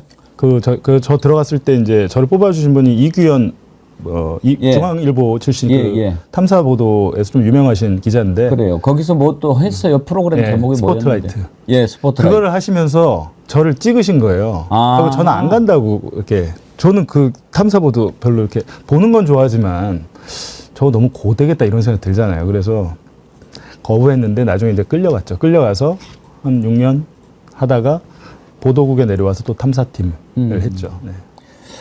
원래 탐사에 막 이렇게 관심이 있어서 간 거는 아니었는데. 관심이 없진 않은데 예. 일반 출입 기자 보도 담당 기자를 하다가 보면 거대죠. 탐사를 하더라도 뉴스 오늘 당일 뉴스에 낼 수 있는 보도국의 탐사팀하고 스포트라이트의 탐사팀은 1시간짜리를 만들어야 되고 예. 취재 기간도 6주에서 8주, 9주 막 이렇게 주니까 그렇다면 6주에서 9주를 만들어서 하나를 내보내면 저희 기자들 입장에서 좀 성질이 급하잖아요. 빨리 특종을 잡으면 빨리 내고 싶은데 그런 것들 때문에 좀 그런데 결과적으로 지금 보면 이경 국장이 이렇게 끌어주셔서 예. 거기서 많이 배우고 그랬습니다. 그래도 그 고생을 하셨지만 거기에 계시면서 스포트라이트로 이달의 좋은 프로그램도 3번이나 받고 정말 세상을 뒤흔들 만한 그런 보도들을 많이 하지 않았어요? 가장 꼽는 거 어떤 거 꼽으시겠습니까? 근데 개인적으로는 2016년 총선 직전에 그 북한 식당 여종업원 집단 탈북 사건. 예. 그게 이제 총선 직전에 이게 누가 기획한 거 아니냐 이런 의혹이 있었잖아요. 근데 그게 이제 그분들 13명이나 왔는데 국정원에서 그분들을 다 숨겼어요. 이름이랑 심지어 생년월일까지 다 바꿔줬더라고요. 그래서 그분들을 찾았죠. 그분들을 찾아서 그때 당시 진짜 실제로 무슨 일이 있었는지라는 것을 보도했는데 저는 지난 정권의 문재인 정권, 제가 오늘 이 얘기 처음 한번 드릴게요. 어디 가서 이런 물어보시니까 그 생각이 나는데 2018년 5월에 제가 보도했던 걸로 기억을 해요. 근데 2018년 4월에 판문점에서 김정은 위원장하고 문재인 대통령이 만났잖아요. 남북 정상회담을 4월 달에 처음 했어요. 예. 처음 했는데 저희가 원래 4월에 방송을 하려고 했는데 남북 정상회담을 앞두고 이걸 보도하면 이분들은 이제 일부는 자의에 온 분이 그러니까 자기의 의사로 온 분도 있지만 모르고 오신 분들도 있거든요. 예. 여종업원 중에 예. 지배인, 그러니까 남자 지배인, 허강일 지배인이라는 사람의 그 어떻게 보면 강압이나 뭐 이런 거에 인해서 그냥 강제로 오신 분도 있는 거예요. 인터뷰를 해봤더니 돌아가고 싶다는 얘기를 하는 거예요. 왜 돌아가고 싶냐면 남한이 당연히 좋은데 내가 여기 있으면 부모님이 처형당할 수도 있고 난 평양에서 이분들이 다 평양 출신이에요 또. 평양에서 옆집 가족이 갑자기 없어지는 걸 너무 많이 봤다. 걱정을 너무 많이 하더라고요. 그래서 일부는 조금 효심이 너무 지극한 친구들은 돌아오고 싶다는 얘기를 했는데 이게 나갔을 경우에는 남북관계 지금 훈풍 불고 좋은데 영향을 미치지 않겠느냐. 그런 면이 있잖아요. 그래서 방송을 좀 미뤘습니다. 한 달 정도. 그럼 그 정상회담 끝나고 하겠다고. 네. 미뤘는데 어떤 일이 방송 당일에 어떤 일이 있었냐면 5월 며칠인데 저한테는 통일부 차관 저희 막 마지막 그날 밤 일요일 밤이었나? 일요일 밤 9시에 그때 했었나? 근데 통일부 차관이 전화가 왔어요. 그 방송을 안 해주면 어떻겠느냐? 오늘 방송에 안 나갈 수 없느냐? 예고까지 나간 상황이었습니까? 네, 예고까지 나가고. 근데 본 방송을 예고까지 보고 더 난리가 난 거죠. 그래서 그런 일이 있었고 나중에 이제 이경 국장이나 다 물어보니까 당연히 이경 국장은 통일부 차관보다 훨씬 높은 선에서 전화를 한 거죠. 고민을 되게 많이 하셨는데 제가 이건 말이 안 된다. 제 생각에는 남북 관계가 좋을 때 이걸 해야 된다. 지금 같은 남북 관계에서 이런 보도 나가잖아요. 그럼 진짜 큰일 납니다. 왜냐하면 그 여종업원 사건에 대해서 김정은이 엄청나게 신경 쓰는 사건이었어요. 실질적으로 자기가 언급도 많이 하고. 왜냐하면 북한 입장에서는 13명이 집단 탈북을 했다. 더구나 평양에 사는 애들이 했다는 거 되게 심각한 일로 이제 받아들여질 수 있기 때문에 그랬던 것 같은데 그때 당시에 문재인 정권이었잖아요. 방송을 하지 말라는 압력이 있었습니다. 그건 큰 사건인데요. 네, 큰 사건이죠. 지금 제가 나중에 언젠가는 그런 것들을 밝힐 날이 오겠지만 오늘 물어보시니까 갑자기 그 생각이 나네요. 그 통일부 차관님 저한테 녹음돼 있는데 이름은 잘 기억이 안 나는데 하여튼 그래서 제가 물어본 것은 본인 생각이냐 차관님 생각이냐 했더니 말을 안 해요. 윗분들 생각이냐 그랬더니 네 그러더라고요. 네. 그러니까 방송사에 압력을 넣어서 그 전에 세월호 때 그렇죠. 이정현 수석이 홍보수석이 김시곤 보도국장한테 전화해서 세월호 보도 뭐 하지 말라거나 줄이라고 예. 했잖아요. 예. 마침 제가 그걸 보도했네요. 김시곤 보도국장이랑 제가 통화를 했거든요. 그때. 그 얘기를 하셔가지고 기자회견 끝나고 저랑 처음 통화를 하신 거예요. 무슨 얘기를 하셔서 제가 그날 뉴스 2014년인가 그때 뉴스로 냈었던 것 같아요. 15년인가. 근데 그런 일이 이제 저는 직접 전화 받은 당사자가 된 거죠. 보도를 하지 말라고. 예. 그런 일이 있었군요. 근데 보도했습니다. 그냥. 보도하죠. 그러니까 또 우리가 알게 됐고 기자가 이렇게 취재하고 또 보도하고 그러는 과정에서 그런 일들을 가끔 겪게 되는데 그럴 때 봉 기자님은 그 개인적으로 어떤 원칙을 갖고 있습니까? 아니 하지 말라면 더 하고 싶죠. 하지 말라면 이유가 있잖아요. 예. 그 이유는 아마 그 사람 본인이나 자기 누구한테 그걸 부탁을 받은 사람의 이익을 위해서 청탁을 하는 거잖아요. 그럼 더 하고 싶다. 아, 이게 진짜 문제가 있구나. 저는 그런 생각을 해요. 뭐 제가 한 100 정도를 의심했는데 뭐 보도를 하지 말라 압력이 내려오면 이거 정말 큰 문제가 있구나. 뭔가 더 있구나. 이렇게 생각하게 되죠. 근데 이제 JTBC에서 나와가지고 뉴스타파에서 기자를 하면서 이것저것 하니까 그나마 있었던 울타리조차 걷어버리고 광야에 사는 그런 느낌 들지 않습니까? 그렇죠. 처음에 갔을 땐 깜짝 놀랐죠. 큰 회사에 있다가 예. 사실 뭐 이렇게 규모나 이런 측면에서 비교가 안 되잖아요. 기자 수도 그렇고. 뭐 근데 처음에 딱 그 첫날 갔는데 그 MBC 사장을 썼던 최승호 PD 제가 첫 출근한 날 아침에 네. 최승호 PD가 그 카메라 기자랑 나가는데 본인이 그 카메라 다리 삼각대 예. 다리를 들고 나가시더라고요. 직접. MBC 사장까지 MBC 했던 사장하다 사람이. 다시 돌아오셨는데 뉴스타파는 그런 곳입니다. 김영진 대표도 지금 기사 쓰고 기자로서 대표지만 기자로서 예. 기사 쓰고 직접 발로 뛰고 여기는 뭐 대표건 뭐건 다 똑같은 위치에서 저도 이제 JTBC에서도 탐사 팀장 하다가 왔고 지금도 이제 최근에 팀장을 맡았는데 팀장이 뭐 좋을 게 하나도 없고 똑같이 기사 쓰고 뭐 제가 할 일을 시키거나 이런 건 없습니다. 몇 분이나 돼요, 전부?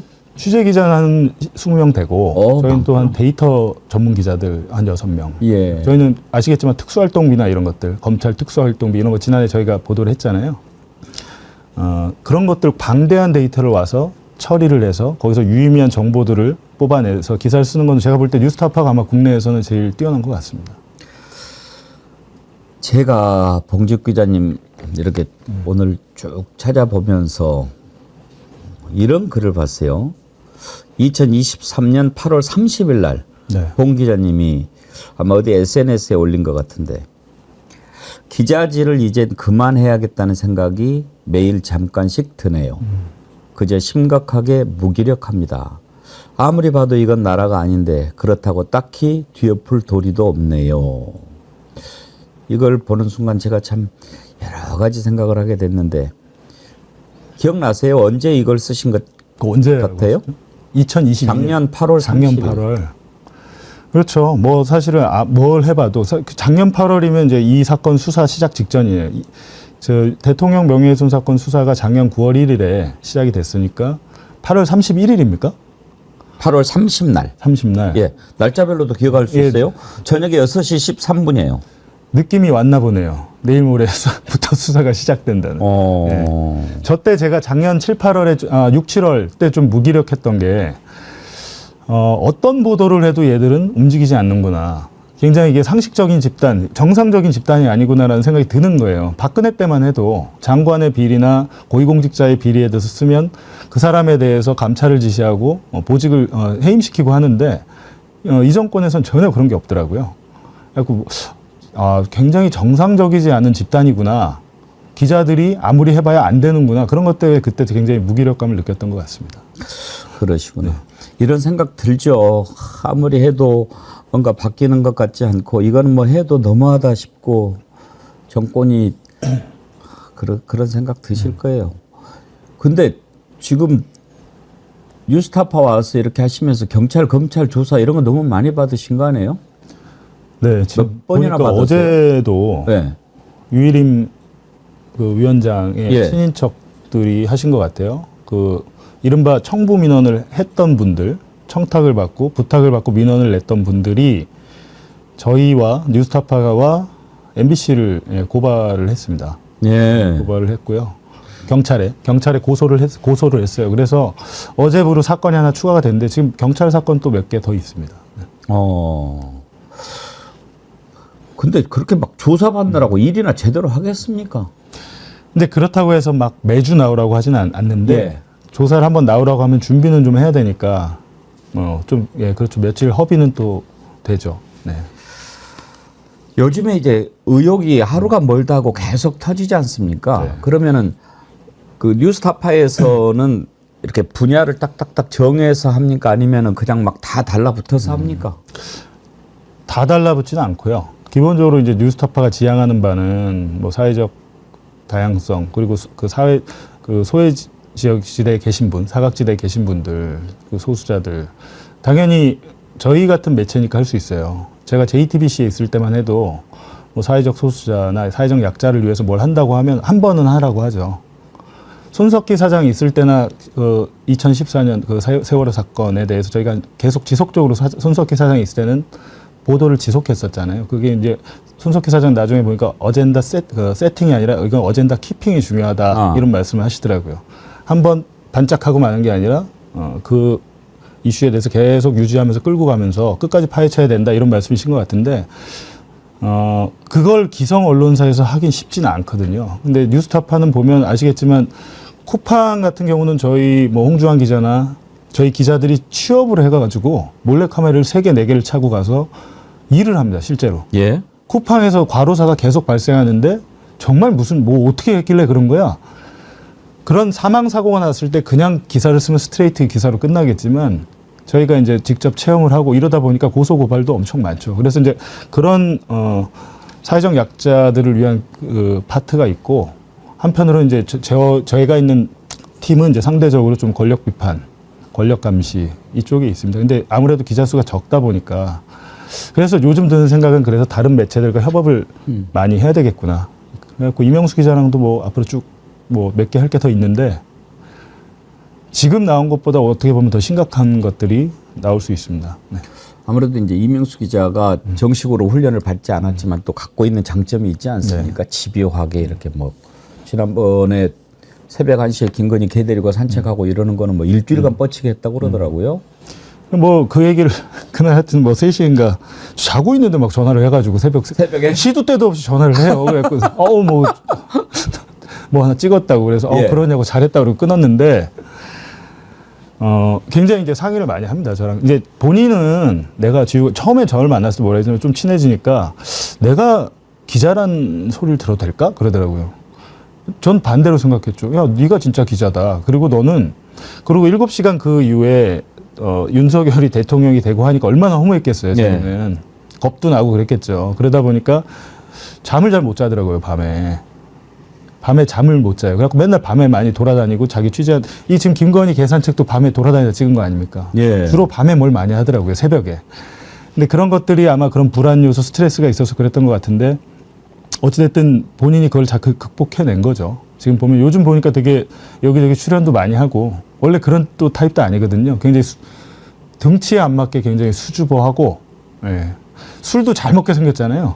술을 별로 안 좋아합니다. 이명수 기자가. 예. 근데 이제 제 말씀은 그렇게 아직은 덜 다듬어졌지만 또 훈련받은 우리 봉 기자님하고 같이 이렇게 협업을 해서 하면은 아주 좋은 결과가 나올 것 같아요. 그러니까 그 친구가 뭐 예를 들면 뭐 훈련을 받아서 리포트를 자기가 만들고 하는 건 저는 그건 크게 지금 봤을 때 생각해 보면 의미가 없다고 생각하고 아마 그 부분 그 친구가 해온 취재물에서 어떤 주제를 뽑고 구성을 하고 이런 것들을 보니까 장인수 기자가 아주 그건 베테랑이 잘 하고 있어서 그 두 분이 아마 케미를 잘 맞춰서 하실 것 같은데 모르겠습니다. 그 말씀하셨듯이 그 이명수 기자라는 사람이 기존 언론의 문법이나 로직에 갇히는 게 맞나 전 그런 생각이 들고 갇히지도 않을 스타일이거든요. 본인이. 네. 아마 자기 하던 대로 할 겁니다. 그냥 계속. 지금 우리 봉 기자님이 가장 관심 갖고 들여다보고 있는 것은 뭔지 여쭤봐도 돼요? 근데 저는 개인적으로 지금 터지는 사건들이 이제 요즘 보면 뭐 김대남 녹취록도 있고 크게는 명태균 그 텔레그램이나 뭐 녹음 파일. 근데 개인적으로는 명태균 녹음 파일이 있는 것 같아요. 저도 이제 초반에 관심이 있어서 좀 알아보니까 중요한 것은 명태균 녹음 파일은 2022년에 이루어진 지금 올해 공천이 아니고 2022년 보궐선거 때 이루어진 녹음 파일이 중요할 것 같은데 이분이 하는 언행이나 이런 것들을 가만히 지켜보면 만약에 내가 이 정권에서 날 보호 안 해주면 난 이걸 어딘가에 숨겨놨고 터뜨릴 거야라는 마음이 있는 것 같아요. 예. 그거는 꼭 저희가 하지 않아도 그런 것들이 나오면 큰 폭발력이 있을 것 같고 그거는 뭐 저희가 관여하지 않았기 때문에 제가 관여하지 않았기 때문에 제가 이제 좀 관심 있는 것은 여론 조작입니다. 여론 조작이 이루어졌던 정황들과 간접적, 직간접 증거들이 많이 있어요. 지금 그 부분을 보고 계십니까? 네. 저희가 최근에 보도한 것은 뭐 김대남 전 비서관이 시민단체를 움직여서 MBC나 비판 언론사들, 김건희 여사를 비판하는 언론사들을 고발시켰다. 고발해서 그거를 이제 저희가 보도를 했어요. 죄송하지만 여론 조작입니까? 여론 조사 조작입니까? 여론 조사 조작은 아니고요. 여론 조작. 여론 조작. 예. 근데 그 여론 조작이 선거 시작 어느 단계부터 있었느냐, 대선 때부터 있었느냐, 이후에 있었느냐, 대선 때부터 시작해서 좀 하다 끝나느냐, 아니면 지금도 지속되느냐, 거기에 윗선은 누구고 돈을 댄 사람은 누구냐. 예, 분명히 돈이 또 오가기도 했으니까. 여론 조작은 늘상 그들이 하는 짓 아닙니까? 네. 근데 그런 것들이 실체가 밝혀지면 그거는 뭐 당연히 그런 특검은 거부할 수가 없잖아요. 예. 문재인 정권 때도 드루킹 특검 받을 수밖에 없었지 않습니까? 그렇죠. 네.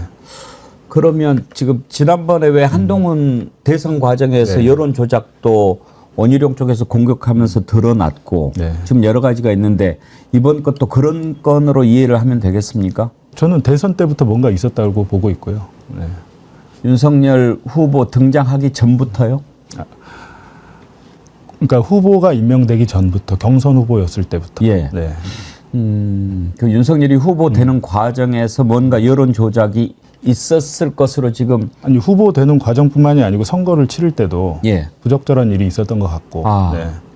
그렇게 봅니다. 그걸 지금 이제 취재를 하고 취재를 하고 있는데 이제 사실은 뭐 제일 좋은 거는 내부자의 예.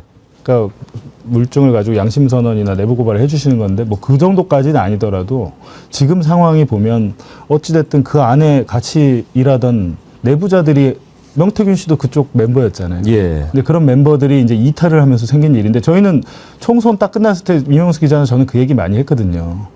우리가 밖에서 찔러봐야 잘 안 될 거야. 결국에는 우리가 그 잡아야 될 사람은 내부자야. 라고 했던 거죠. 네. 기대를 한번 해보겠습니다. 워낙 우리 봉 기자가 뜨면 또 큰 것들이 많이 나오더라고요. 네. 근데 저희도 노력은 하죠. 그게 만약에 사실이고 진실이면 제가 볼 때는 큰 임팩트가 있을 거라고 생각합니다. 네. 오늘은 처음 뵀는데 이 정도 하고 네. 시간 나는 대로 한 번씩 좀 네. 들러주십시오. 우리 봉 기자님을 원하는 분들이 워낙 많아가지고 끝으로 그 책을 좀 특이하게 이번에 만드신다고 들었는데 무슨 펀딩으로 책을 만들어요? 네네.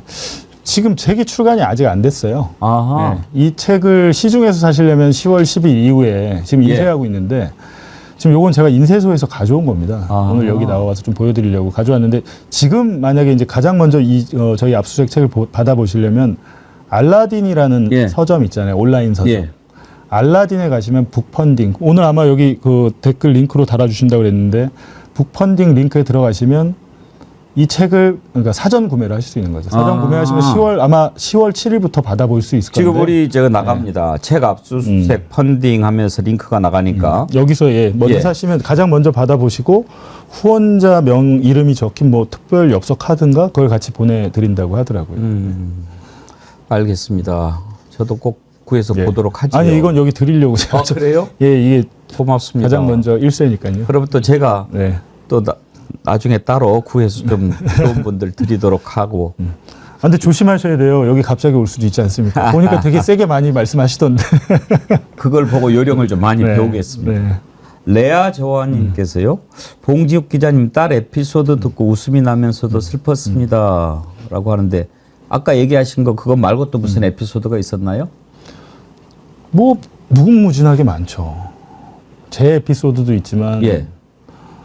뭐 한상진 기자나 예를 들면 트라우마 같은 것도 있어요. 트라우마. 아니 봉 기자님이 따님이. 딸 같은 경우들은 표현을 잘 안 하죠. 큰 딸은 이제 이제는 중1이고 예. 작은 애가 초등학교 5학년인데 사실 요즘 유튜브나 이런 걸 많이 하기 때문에 알 텐데 예. 내색은 예, 잘 하진 않죠. 근데 저희 아내도 그렇고 처음에 한 6개월간은 굉장히 또 올 수도 있다. 왜냐하면 또 유일임 위원장 그게 또 서울경찰청에서 수사 반부패 서울경찰청 반부패 수사부에 수사를 하고 있는데 저희가 이제 또 그걸 보도했기 때문에 방심위 직원들 그 공익 제보자들에 대한 압수수색을 최근에 2번째 했잖아요. 또 한 번 제가 볼 땐 경찰에서 압수수색이 나올 수 있겠다라는 생각을 하고 있죠. 근데 한 번 당해봤기 때문에 그리고 더군다나 제가 당한 곳은 일반 형사부가 아니잖아요. 검찰 특수부에 저희 집 같은 경우는 검사와 수사관이 처음에 6명 왔다가 2명이 더 왔습니다, 오후에. 나중에. 그래갖고 8명이 9시간 반 동안. 들어와서 막 집안을 해집 것 아닙니까? 근데 그런 것도 여기 있습니다. 아. 영화에서 보듯이 그렇게 하지는 않아요. 왜냐하면 자기들도 이제 바디캠이라는 걸 차고 오거든요. 예. 네, 차고 오는데, 영장, 예를 들면 이 뒷면이 영장 첫 화면이거든요. 아, 이게 영장 예. 모습이구나. 예. 그러니까 압수수색 검증 영장이라고 돼 있잖아요. 예. 지금 보이네. 하레이션 생기니까 좀 세워보세요. 압수수색 검증 영장. 예. 예. 예. 그러니까 이거는 이제 판사가 검증을 한 것 같아요. 판사가 이걸 보고 딱 돼 있는데 요걸 이제 영장을 꼭 보셔야 되고 여기 보면 여러 가지 막 있거든요. 유효 기간이나 그러니까 처음에 봤을 때 영장이 이게 보이겠습니까? 그렇죠. 네. 그리고 당황해서 그런 거 네. 뭐 제시하라는 말도 일반 사람들이 하겠습니까? 봉 기자님은 그나마 기자라서 영장 제시합시다 뭐 이렇게 하겠지만. 그렇죠. 근데 그 본인이 제가 보니까 본인이 무엇보다 좀 여러 가지 지식이 있어야 돼요. 모르면 예를 들면 여기 지금 이 영장은 일출 전 일몰 후에도 집행할 수 있다. 이 도장 찍혀 있잖아요. 예. 이 도장이 없으면은 예, 아하. 야간 압수수색은 못 하는 거고 새벽은 못 하는 거고 이 도장이 있으면 밤 12시 1시에도 저희 집에 올 수 있는 거고 뭐 그런 의미다. 근데 이런 것들이 좀 디테일하게 이 책에 제가 특별 부록으로 그런 게 필요하지 않을까 해서 질문과 답변을 좀 나름대로 쉽게 예, 풀어놨습니다. 그래요. 부당한 권력으로부터의 침해 이런 거 당해 보시고 그리고 이제 일반 국민들은 그러면 안 되겠다 그런 생각으로 책을 쓰셨다고 봐야죠. 그러니까 검찰 입장에선 불편할 것 같아요. 그렇겠죠. 보면. 예, 자기들. 지난번에 그것도 검사 출신인가? 제대로 수사받는 법 뭐 이런 걸 책 한번 써가지고 화제가 된 적도 있었어요. 공수처 출신 검사인데. 네. 오늘 아주 말씀 감사하고 네. 또 뵙기를 원합니다. 네. 예. 봉죽 기자님 오셨다고 또 슈퍼챗 보내주신 분들이 많으신데요. 감사드립니다. 이쁜이맘님, 청개구리님, 보스형님 TV님, 무공화님, 꽁이와 산이 놀이터님, 동천성님, 지상민님, 고우리님, 무공화님, 청개구리님 또 보내신 거죠? 원희님, 로티님, 김지우님, 다소니님, 고우리님, 박혜림님, 어쩔님, 로즈마리님, 원희님, 미니님, 꾹꾹윰님, 김지우님, 김영일님, 긍정랑님, 예, 감사합니다. 오늘 이렇게 또 슈퍼챗으로 힘을 주셔서 감사드리고요. 오늘 쉬는 날인데도 이렇게 함께해 주신 여러분 감사드립니다.